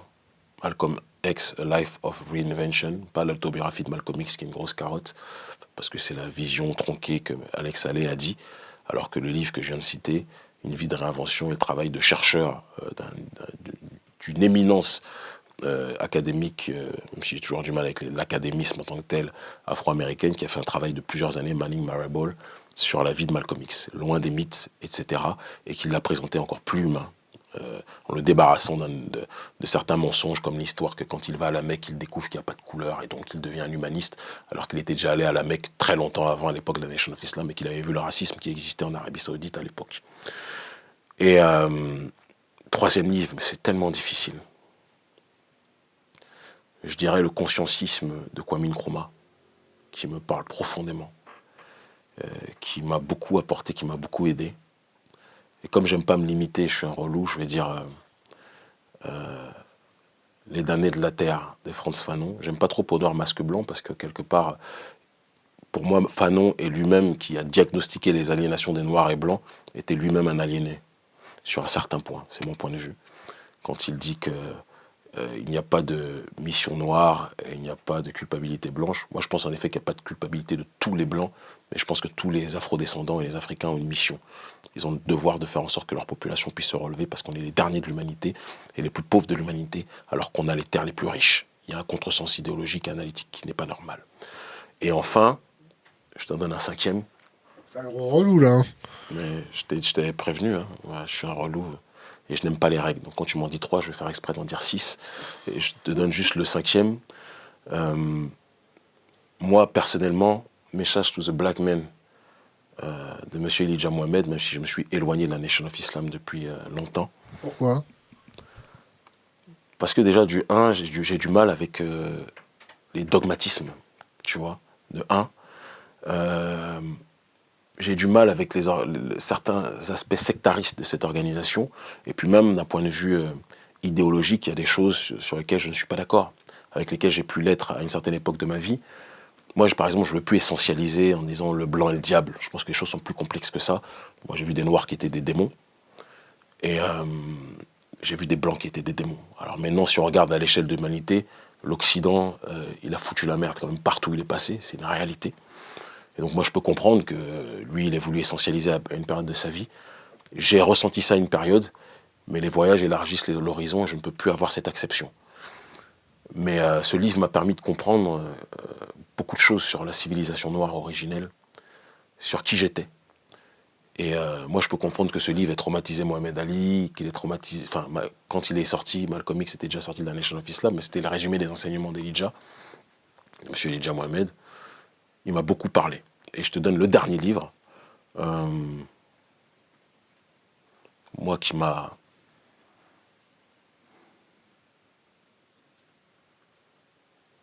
Ainsi parlait Zarathustra de Nietzsche.